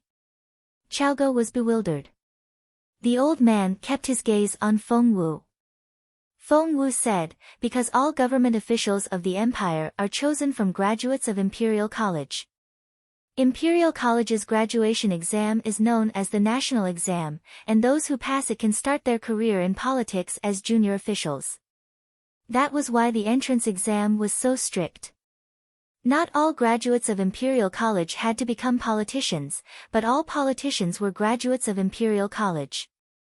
Moreover, added Grand Secretary Feng, the families of public officials will consider Imperial College graduates first when it comes to marriage. Without this education, you won't even be able to marry well. Therefore, to the people of the Junwu Empire, entering Imperial College meant promising futures for them. Otherwise, their futures would be very bleak. Chaoga tugged at Feng Wu. Xiao Wu, I have to take the exam and get in. Grand Secretary Feng was speechless. Xiao Wu had a good chance of getting in, but Chaoga didn't seem to fit anywhere. Feng Wu nodded. All right. You'll get in if you want to. Grand Secretary Feng didn't know what to say. He shook his head and said to Feng Wu, your task now can be considered hard and easy at the same time. Feng Wu looked at him in bewilderment. Pointing at the paper, the old man explained, Section 1, filling in the blanks. All you need to do is memorize mechanically. The excerpt is taken from one of 1,000 books, so what you need to do is learn those 1,000 books by heart. Feng Wu said, no problem. The old man darted a suspicious look at her. That was quick. It's 1,000 books we're talking about here. Not one book. I know. Grand Secretary Feng said, and you can't just flip through them. You have to remember every word by heart. Feng Wu said, no problem. Grand Secretary Feng rubbed his forehead. If you say so. Now, let's move on to Section 2. This section requires you to write down a passage from memory, which is essentially the same as Section 1. It's also randomly picked from one of those 1,000 books and you have to memorize all the words. Feng Wu nodded. Of course. Grand Secretary Feng turned the page. Section 3 consists of multiple choice questions, and they can be about anything. It tests the knowledge that you've accumulated over the years.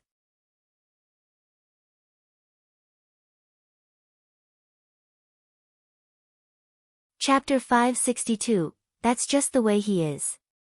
Xiao Wu, you have extensive knowledge of formations and cultivation theories, and you gave the correct answer to every single question on those subjects. However, when it comes to subjects you haven't delved into, you don't know the answers. Feng Wu nodded earnestly. The old man was right. That means it'll be very difficult for you to improve. So many subjects are covered and there's so much you'll need to learn. You won't have time to remember all the books. My advice is that you should give up on this section. Grand Secretary Feng was very straightforward. But Feng Wu only frowned. She didn't want to give up. Grand Secretary Feng went on flipping through the exam paper. You got full marks in Section 4. He gave Feng Wu a strange look. Apart from ice, do you know the other elements as well? Because her beautiful master had explained to her the elemental laws from a strategic point of view, to show Feng Wu a big picture of the entire continent. Feng Wu nodded. Yes. For the moment, Grand Secretary Feng decided to take her word for it, though he didn't actually believe her. For he himself, who had studied the elemental laws for so many years, still had a lot more to learn, even at this age. She was only 13. How much could she know? Little did Grand Secretary Feng know that Feng Wu had been taught by the most formidable person to have ever existed on this continent. Because of your skills in formation and medicine refinement, you got full marks in Section 5 as well. Grand Secretary Feng let out a sigh of relief after the analysis. Therefore, your main problem is memorizing the content tested in Sections 1 and 2. So, Grand Secretary Feng took a booklet from the old steward and handed it to Feng Wu. Here's the book list. Remember everything in every book and you should be able to get into the top 1,000. What if, Feng Wu asked. What if I want to get full marks in Section 3 as well?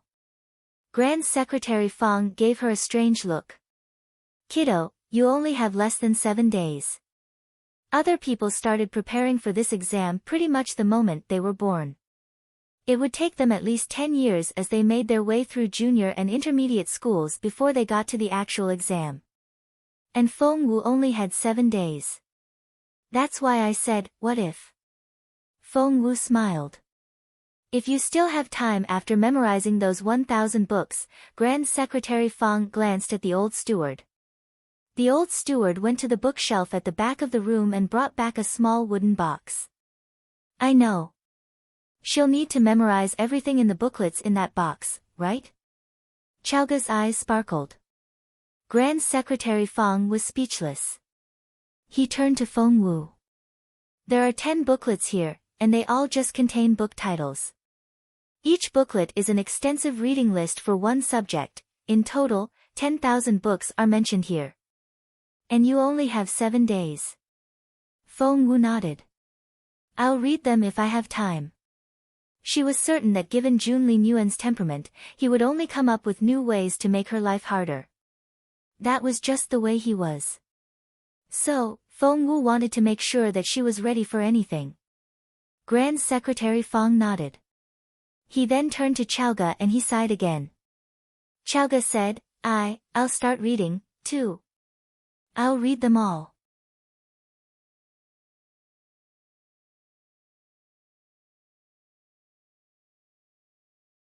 Chapter 563, Me. Duan Chaoga. Grand Secretary Feng waved his hand. You can find all the books on that list in the stack room at the back. Feel free to read as many as you want and try your best to understand the texts. Just then, footsteps came from outside. Steward Feng's voice rang out. Master, the lady is here with the princess. Grand Secretary Feng frowned at those words. He then turned to Feng Wu. Go find the books, you can take them back home to read. An idea struck Feng Wu. Were they Grand Secretary Feng's daughter and granddaughter? Why had the old man changed his mind and told them to read on their own? Feng Wu couldn't figure out why, but neither did she care. Shaking her head, she led Chaoga to the stack room at the back.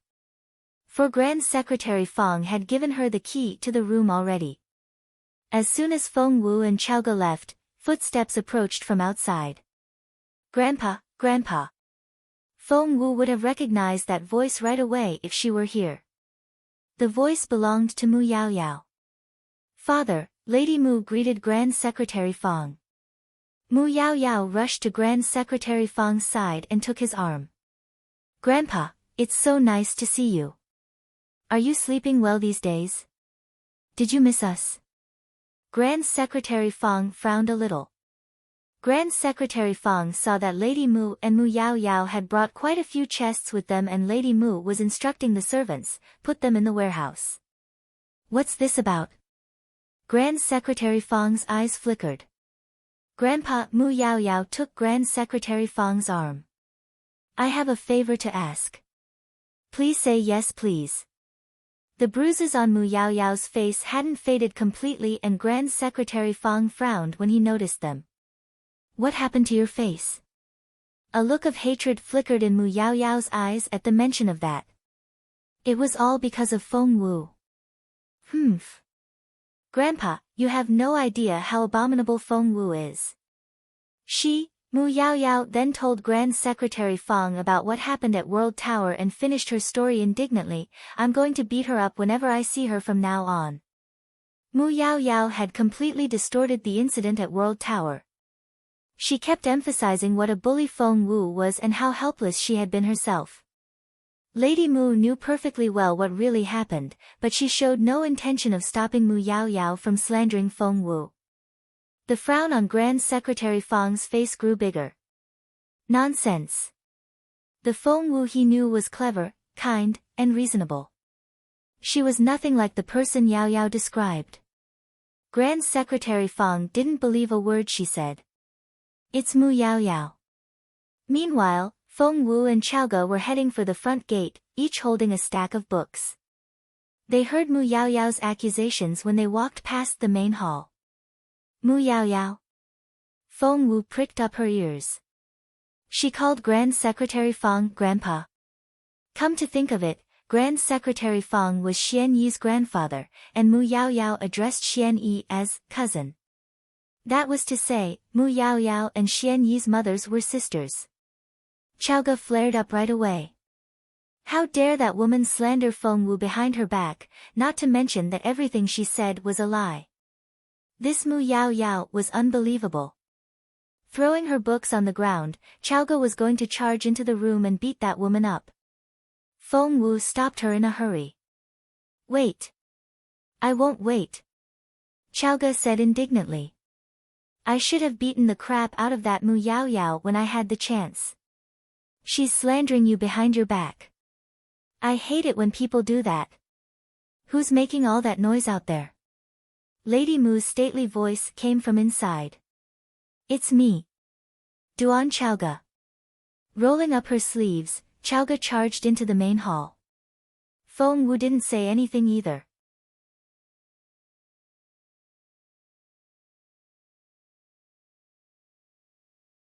Chapter 564, They're All Mine.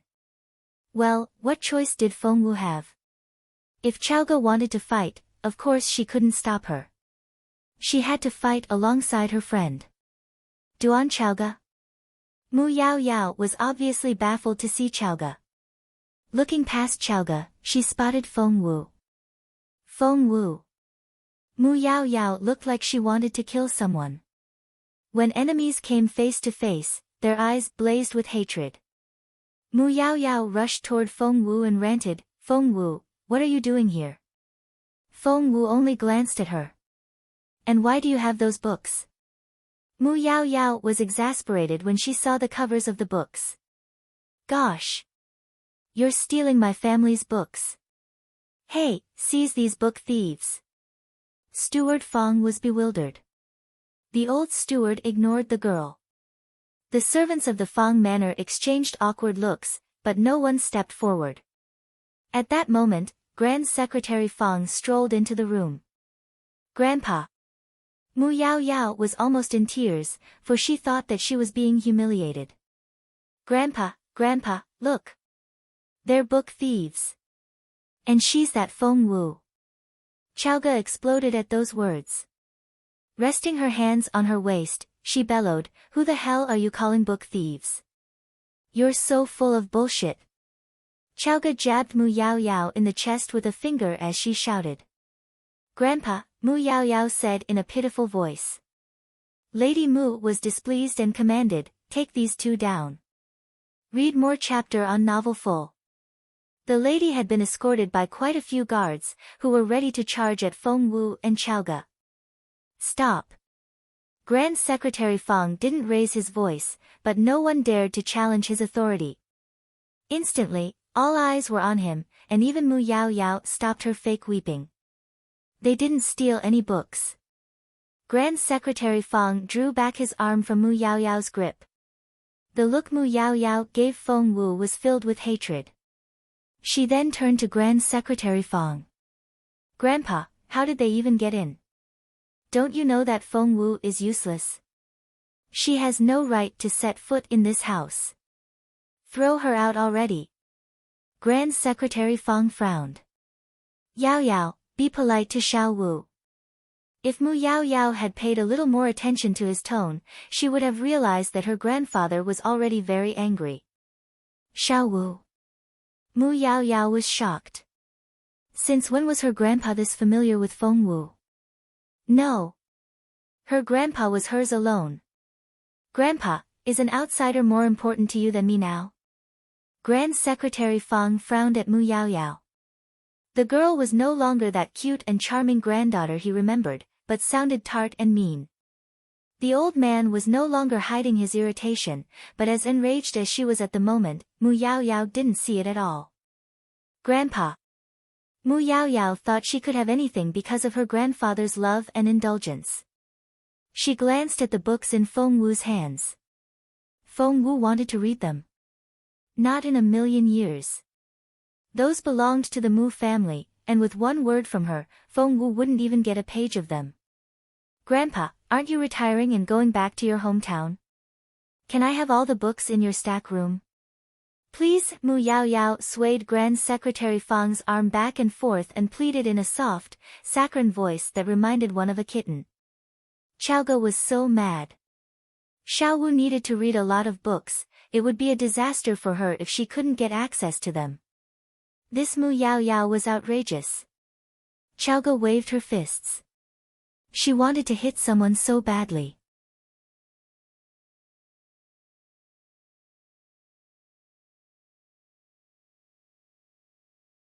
Chapter 565, Granduncle. Mu Yao Yao darted a defiant look at Feng Wu as she fawned over her grandfather. Yes, I'm turning everyone against you, Feng Wu. Bite me. Mu Yao Yao was over the moon. Feng Wu frowned and smirked. She then cupped her fists at the old man. If that's the case, sir, please leave those books to your granddaughter. Goodbye.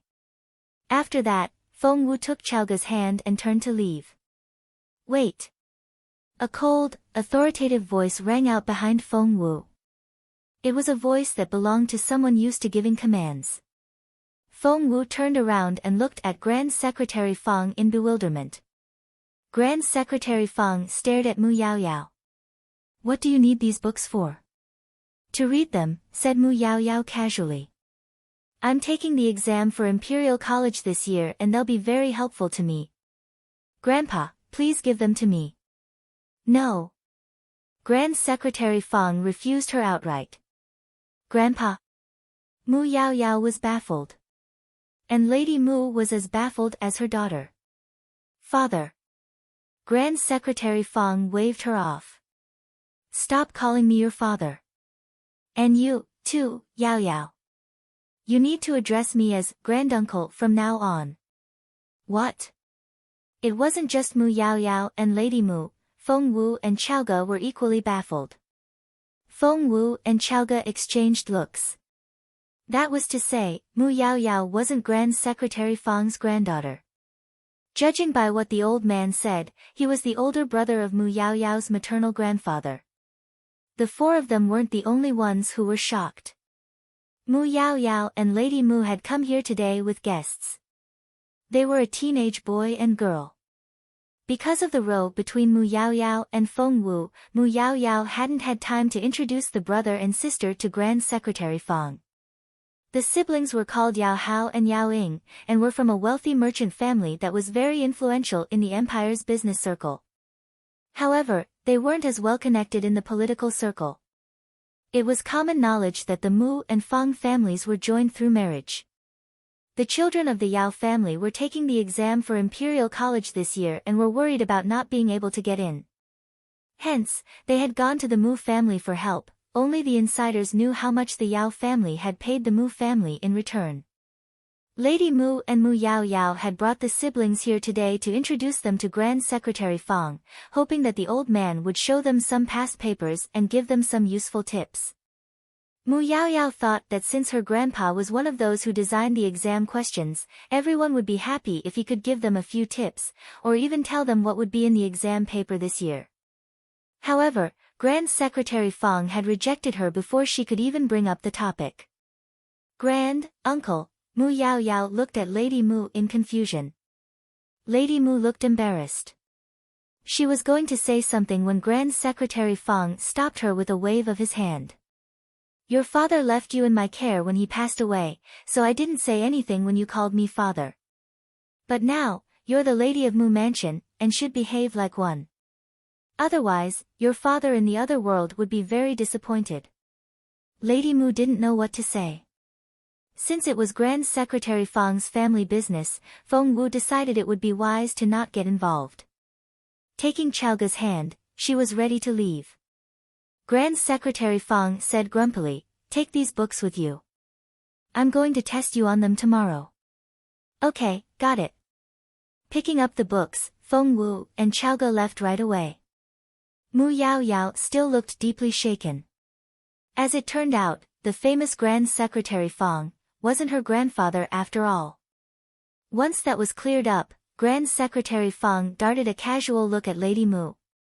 So, what brings you here today?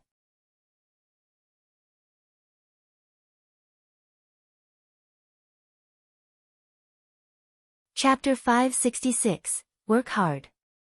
Lady Mu said awkwardly. These two kids are Yao Hao and Yao Ying from the Yao family. They're taking the exam for Imperial College this year and came to me for help. That's why I brought them here to you. Grand Secretary Fong knew perfectly well that this was a very lucrative favor for the Mu family.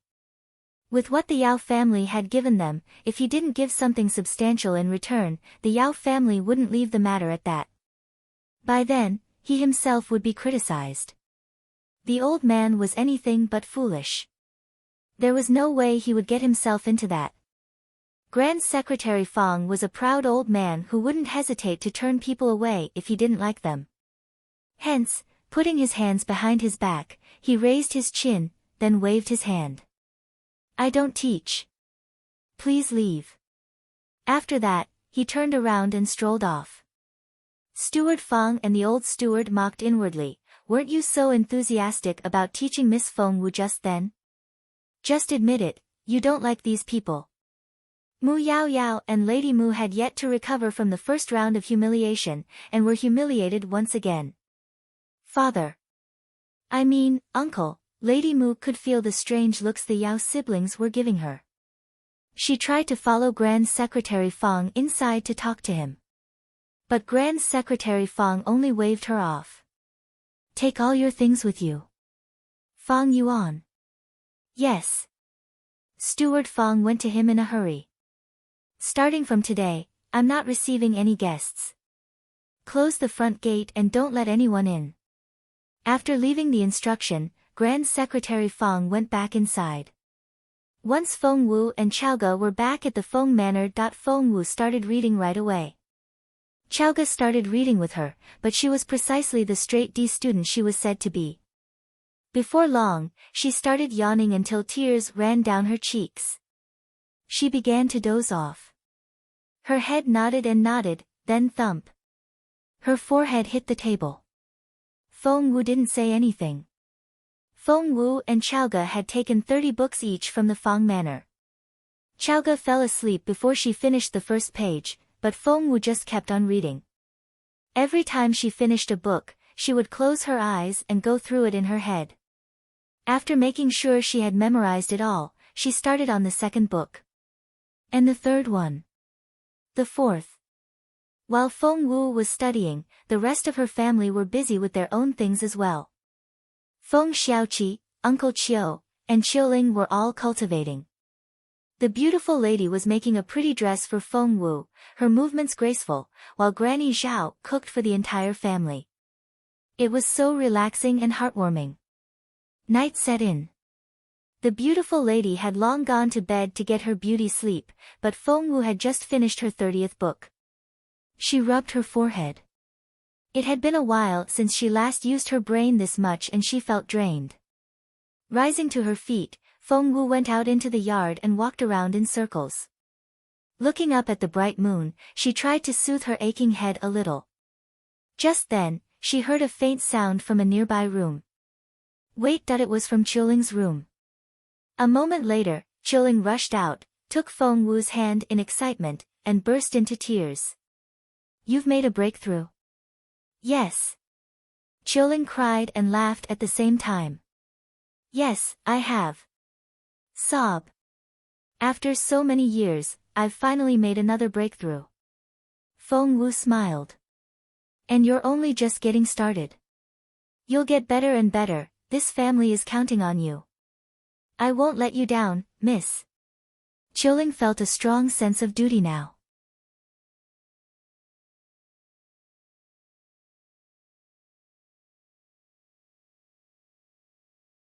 Chapter 567, A Genius. Seeing Qiuling run off in excitement, Feng Wu grinned. Things would only get better from now on. For everyone was making progress. The cold night air cleared Feng Wu's head a little, so she went back to the table and picked up the 31st book. Feng Wu was currently reading books on the astronomical calendar. They were obscure, dry as dust, and difficult to comprehend. But what could be more obscure and drier than formation theories? If that hadn't stopped her, this was nothing. Feng Wu went on reading as she told herself this in her head. Feng Wu memorized all 60 books in a single night and was able to bring everything together and understand them thoroughly. Qiaoge, on the other hand, was still sleeping. Feng Wu rubbed her forehead. It seemed she really needed to figure out a way for the girl. The following day, Feng Wu and Qiaoge jumped over the wall and landed in the manor next door. Miss Wu.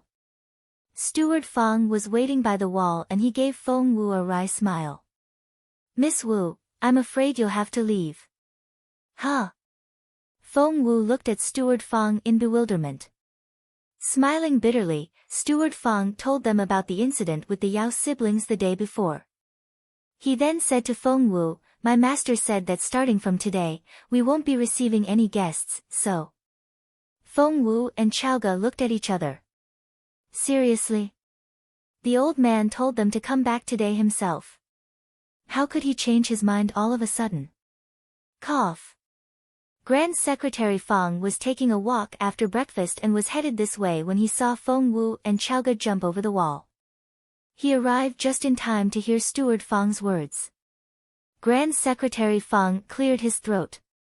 The old steward took the hint right away and cast a stern look at Steward Fang. Miss Feng Wu and Miss Duan here aren't guests. Steward Fang was speechless. Even Lady Mu and Princess Mu counted as guests, but not these two. The Yao siblings had to leave to avoid arousing suspicion because they were candidates this year, but weren't Miss Wu and Miss Duan candidates as well? That was kind of discriminatory.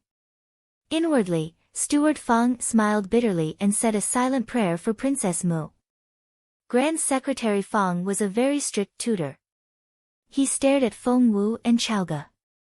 Seeing how refreshed and well-rested the two girls looked, Grand Secretary Fang was displeased. Have you read them all? The old man said grimly. Yes, I've read and memorized them all, Feng Wu said confidently. Shall I put the 60 books back into the stack room? Wait, the old man's face darkened. He then gestured at the table. Put them here. All right, Feng Wu did as told. Altogether, the stack of books was almost as tall as Grand Secretary Fang. You've memorized them all? Grand Secretary Fang frowned. That's right. Feng Wu stuck out her chest. Grand Secretary Fang frowned and looked even more displeased. He didn't mind dumbness or laziness in a student, but he wouldn't accept lies, especially when one wouldn't admit to it. Picking up a book from the stack, Grand Secretary Fang opened it to a random page and read a line of the text. Act in unison and like draws to like. Your turn. He deliberately raised his voice at the end, which startled Qiaoge and she almost jumped. However, Feng Wu only stood there proudly with her hands behind her and her back ramrod straight. She recited in a loud, clear voice, water runs toward wet spots, fire ignites dry wood, dragons come with cloud, and tigers come with wind. Everything is after their own kind. Feng Wu went on reciting and Grand Secretary Fang didn't stop her. Hence, Feng Wu kept going. And before long, she had recited the next 10 pages.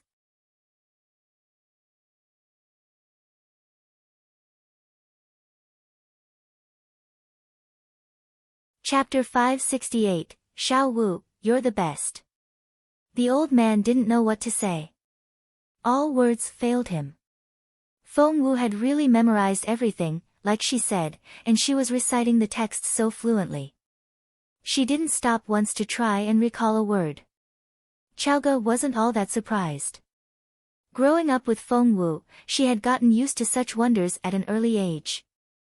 A belief took root in her mind when she was little, and it could now no longer be shaken. That belief was, Feng Wu was omnipotent. But Grand Secretary Fang didn't know that. He was astonished by how exceptionally retentive Feng Wu's memory was.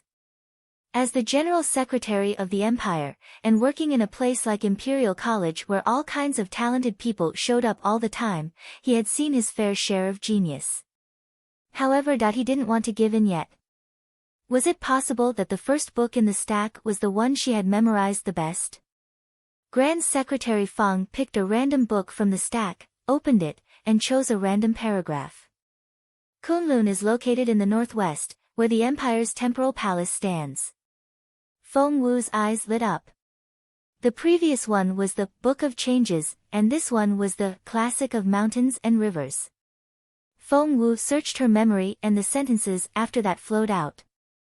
Kunlun has a circumference of 800 li and is very high and steep. A tree grows on it, which is over 13 m tall and so thick that 5 people can just get their arms around it. 9 wells are. Feng Wu's recitation was rhythmic and fluent. It was impeccable. Grand Secretary Fang chose several other books and tested Feng Wu on every single one of them. Only then was he forced to admit that Feng Wu had indeed memorized everything well. You, Grand Secretary Fang's lips quivered a little. You really haven't read any of these books before? Feng Wu shrugged. In the paper yesterday was the sentence, when all 8 musical instruments are in harmony and the right order, gods and humans alike will be in harmony as well. If I had read those books before, I would have been able to answer those questions. Feng Wu had never read books on these subjects before, and everything she knew was related to cultivation. There was a blank in her knowledge and she was just starting to fill it in. Grand Secretary Fang agreed. Read more chapter on novel full. You really are an amazing kid. Grand Secretary Fang, who had always been stingy with his compliments, couldn't help but be amazed now. He then asked Feng Wu if she had any paragraph that she didn't understand, which he then explained, making sure that she had a thorough understanding of it. While the old man and the teenage girl were absorbed in learning, Xiaoge was yawning in boredom. Feng Wu didn't know what to do. She took out a manual called Xiaoge Sword and gave it to her friend. There, try this. She had created this manual last night, which was the most suitable for Xiaoge at her current cultivation level. Wait, let me see that. Grand Secretary Fang reached out with his hand. And the booklet ended up in his hand. Grand Secretary Fang began to flip through it. He only nodded appreciatively in the beginning, but soon, his eyes widened and he looked up at Feng Wu. Where did you get this? Xiaoge moved closer. Why, it's called Xiaoge Sword, so it had to have been customized for me. It's my own and I'm going to learn it. Feng Wu said grumpily, I made it for you last night after I finished reciting the books. Of course it's specially made for you. I even named it after you. Wow, Xiao Wu, you're the best. I love you so much. Xiaoge threw her arms around Feng Wu and wouldn't let go. Feng Wu patted her on the shoulder. Shouldn't you be practicing now? Yes. Of course. Xiaoge snatched the manual back from Grand Secretary Fang and ran off. The old man didn't know what to say.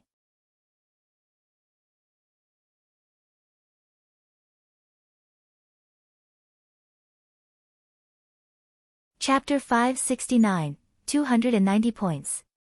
That's a lot of trust she put in you, Grand Secretary Fong said admiringly. After all, the manual had been written by a mere 13-year-old girl, no one in their right mind would be able to believe it. Feng Wu shrugged. She's a trusting person. That's because she has faith in you. Grand Secretary Fong said emotionally, Xiao Wu, it's very hard to come by a friend whom you can completely trust in life. Many people will live to the end of their days without ever meeting one. You're still so young and you found that friend. I envy you. Feng Wu grinned. It's my honor to have her as a friend.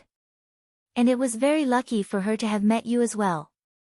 Grand Secretary Fong was a little surprised by Feng Wu's reply. Was she really a girl of 13? Sometimes, Grand Secretary Fong found her frighteningly mature. By the way, Grand Secretary Fong gestured at Chaoga, who was sitting in a tree a few steps away. What are you going to do about that kid? Feng Wu smacked her forehead. I'll think of something. Grand Secretary Fong nodded.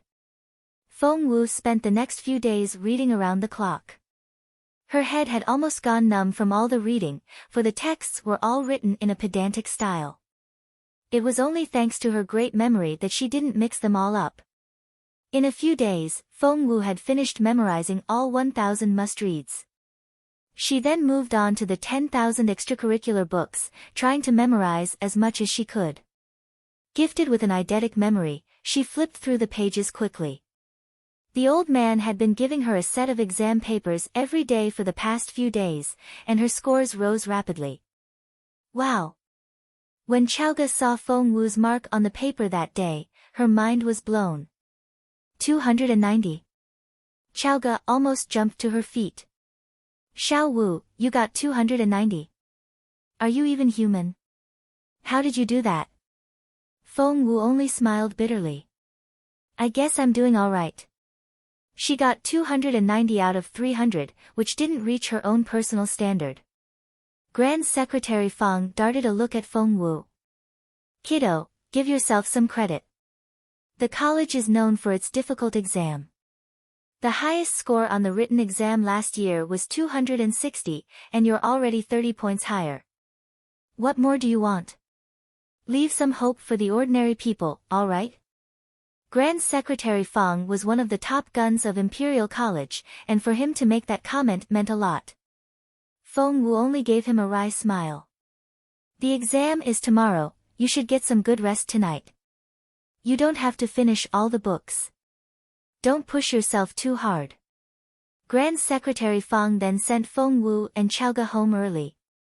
Watching Feng Wu leave, Grand Secretary Fong put his hands behind his back and recalled a message from Mr. Liu. Yu Minji, the one who's as famous as Jun Linyuan, is taking the exam this year as well. General Secretary Fong smiled in resignation. It seemed that Xiao Wu wasn't going to get the top mark this year. Feng Wu had no idea that Yu Minji was a candidate as well. She and Chaoga took the last 100 books back home. Sitting down on the carpet, Feng Wu grabbed a book and started reading. 1 book. 2 books. 3. She didn't even have time to eat, and Chaoga had to feed her with a spoon. Although Chaoga was still handing in blank sheets, she had gone through a second round of detoxification already. Following that, she was down from 75 kilograms to 60 kilograms.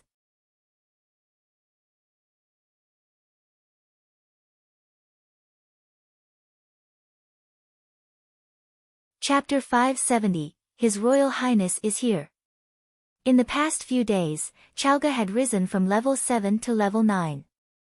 It happened so fast that even Feng Wu was taken by surprise. As the afternoon flowed into evening, Feng Wu finished 90 books and there were only 10 to go. Feng Wu could barely keep her eyes open, but she couldn't sleep peacefully knowing that she hadn't gone through all the books. Rubbing her dry eyes, she went on reading. It was deep into the night and almost everyone was asleep. Bent over the table, Chaoga was already fast asleep. Feng Wu was still reading assiduously. The Crown Prince's residence. Jun Linyuan had been shut in seclusion these days. After that hard-earned breakthrough, he needed some time alone to consolidate what he had learned. Walking out of the magma cave, Jun Linyuan looked stunning with his straight eyebrows and bright eyes. With his back to the glare of the flame, he gave off such an intimidating and relentless air that anyone would drop to their knees at his presence. "Your Royal Highness," Feng looked proudly at the Crown Prince, whom he had raised single-handedly. The poker-faced little boy had grown into a poker-faced teenager. It was just that Feng noticed that the Crown Prince looked more human now. "Did it have something to do with Miss Wu?" Jun Linyuan asked as he marched on. "What's the date today?" Feng told him the date, then added, "Imperial College's entrance exam starts tomorrow." The Crown Prince's cold eyes flickered all of a sudden. The mention of the exam had reminded him of a certain girl, hadn't it? Feng stole a glance at the Crown Prince. His Royal Highness was a neat freak, and the first thing he did after he got out of seclusion was to take a bath and change his clothes, so that he could wash off all the dust. However, Jun Linyuan couldn't help but recall what happened the last time he sat down in the hot spring. The girl was still very young, but she had a nice figure. And she was an amazing chiropractor. Jun Linyuan had to admit that his breakthrough had indeed been triggered by the massage she gave him, but he was never going to tell her that, otherwise she would get all proud. When his mind turned to that girl, Jun Linyuan felt as if a writing brush was tickling his heart, and the sensation was very tempting. That was enough. Why would he even think about that girl? She would be so pleased if she knew about this. Vexed, the Crown Prince slapped the water with his hand and rose to his feet. He headed out immediately after he got dressed. Feng followed the Crown Prince out at an appropriate distance. That way, he could still guard and serve his young master, but was also far away enough to give him some privacy. No one could handle things as subtly as Feng. "Why is that girl so obnoxious?" the Crown Prince bellowed at Feng. Feng rubbed his nose. "She ran away as soon as she got what she wanted and turned her back on me. She's so heartless." Feng rubbed his nose. "Does she think she can just hide away and I wouldn't go searching? She's so naive." Jun Linyuan dashed out angrily in the direction of the Feng manor. From behind, the Crown Prince looked like a king bent on revenge and who would stop at nothing. Feng was pleased. His Royal Highness had finally found a purpose. That was new. The Feng clan. Feng Wu stayed up very late. She hadn't been sleeping too well these days, or rather, she hadn't slept much at all. She had only slept for 2 hours in the past 7 days and had spent the rest of the time memorizing. Her brain had been very busy and her mind very active. Feng Wu realized that although she hadn't cultivated for 7 days.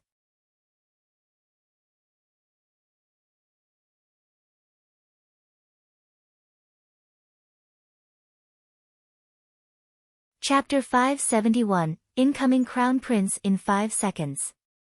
Although she hadn't cultivated in the past 7 days and had devoted all her attention to the books, reading assiduously had actually cleared her head and significantly strengthened her mind. That was an achievement much harder to obtain than a breakthrough in cultivation. What was more, Feng Wu even felt the urge to break through right then. She was going to put down her book and do that when she heard a tiny sound outside. Someone was there. Feng Wu frowned and turned her sharp gaze to the window.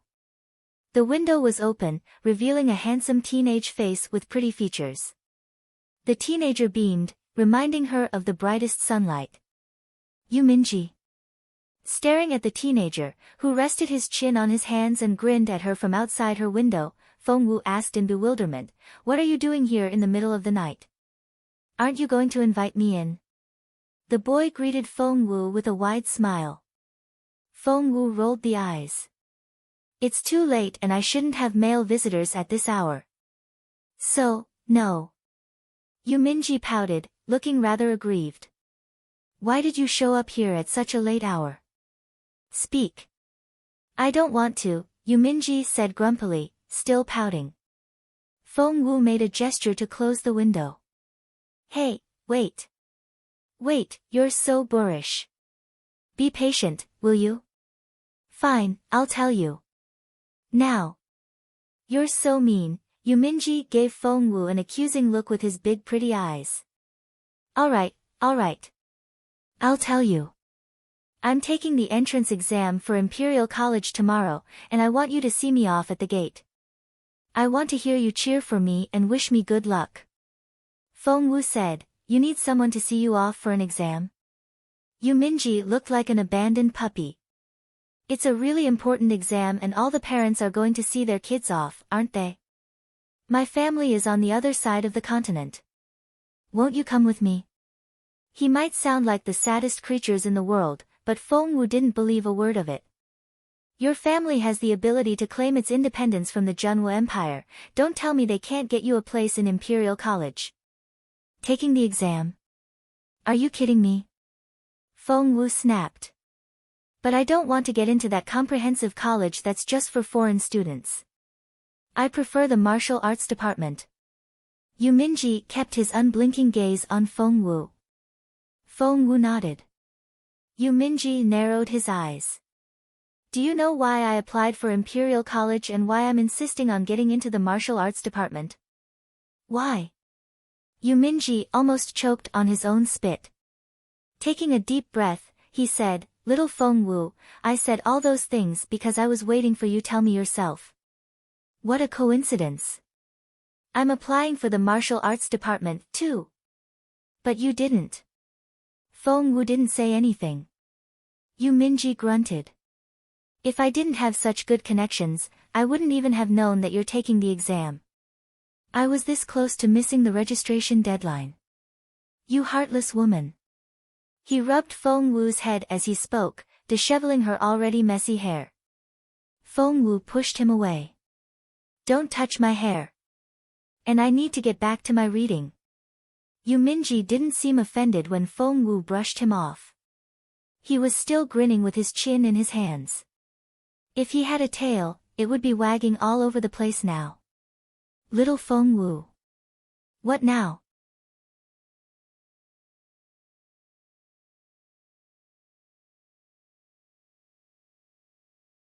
Chapter 572, The Wall-Climbing Crown Prince.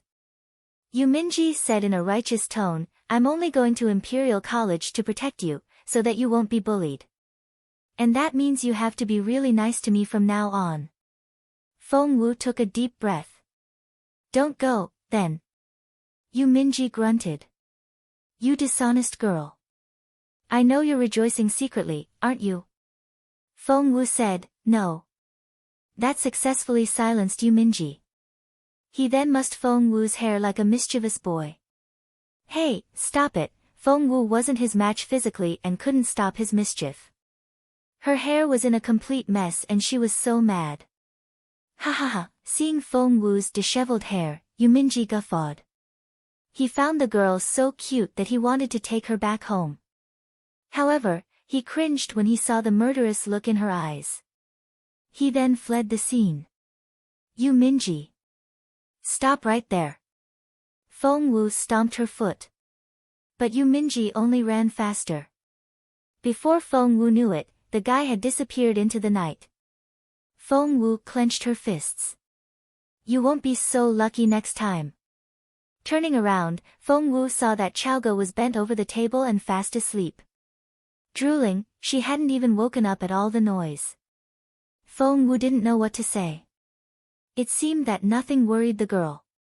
Fengwu loosened her hair, tied it into a simple ponytail, then sat down on a rush cushion, ready to make a breakthrough. She was already a level 4 spiritual grandmaster, and a breakthrough would take her to level 5. However, little did she know that Jun Linyuan was on his way here. And what was even more unexpected was that Yuminji had spotted Jun Linyuan. The Crown Prince had finally come up with an excuse to see Fengwu and was hurrying this way in a foul mood. When Jun Linyuan arrived at the scene, enraged, Yuminji was about to jump onto the wall. Sensing a powerful cultivator approaching, Yuminji instinctively backed into a corner and hid behind a bush. The Crown Prince was so preoccupied thinking of ways to make Fengwu plead to him once he saw her that he ignored everything else. Access web novel. Live if you like watching manga, comics. Feng noticed, but didn't think it was a big deal. So, he didn't alert his young master. Yu Minji was baffled. What the heck? Why had Jun Linyuan shown up in the Feng manor in the middle of the night? Why wasn't he entering through the main gate like a crown prince should?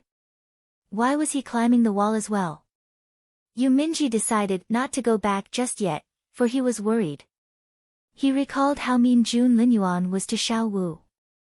Nothing she did seemed good enough for him and he was horrible to her. What could he possibly want from her in the middle of the night? Could Jun Linyuan be here for Feng Yanfeng? Not likely. Someone in Feng Yanfeng's position would never invite the crown prince over at this late hour. Could he be here to pick on little Feng Wu, then? At that thought, Yu Minji decided that he wasn't going anywhere. He was worried about Feng Wu's safety. He walked on tiptoe toward Fallen Star Yard, making sure to be as quiet as possible. Then, under the silver moonlight, Yu Minji made a shocking discovery. Jun Linyuan. The aloof, proud crown prince of the empire had just jumped onto the wall. He then landed on the other side in Feng Wu's yard. Yu Minji. Instead of going in through the window, Jun Linyuan pushed Feng Wu's door open. It was a critical moment in Feng Wu's breakthrough. She could have done it a moment ago, but Yu Minji had shown up and forced her to pause. You're tuning into the Blissful Bookshelf YouTube channel. We're so grateful for your support and don't forget to subscribe to join us on this incredible journey through captivating stories. Your generosity through donations truly makes a world of difference, as it's the primary source of revenue that allows me to expand and enhance this channel for you.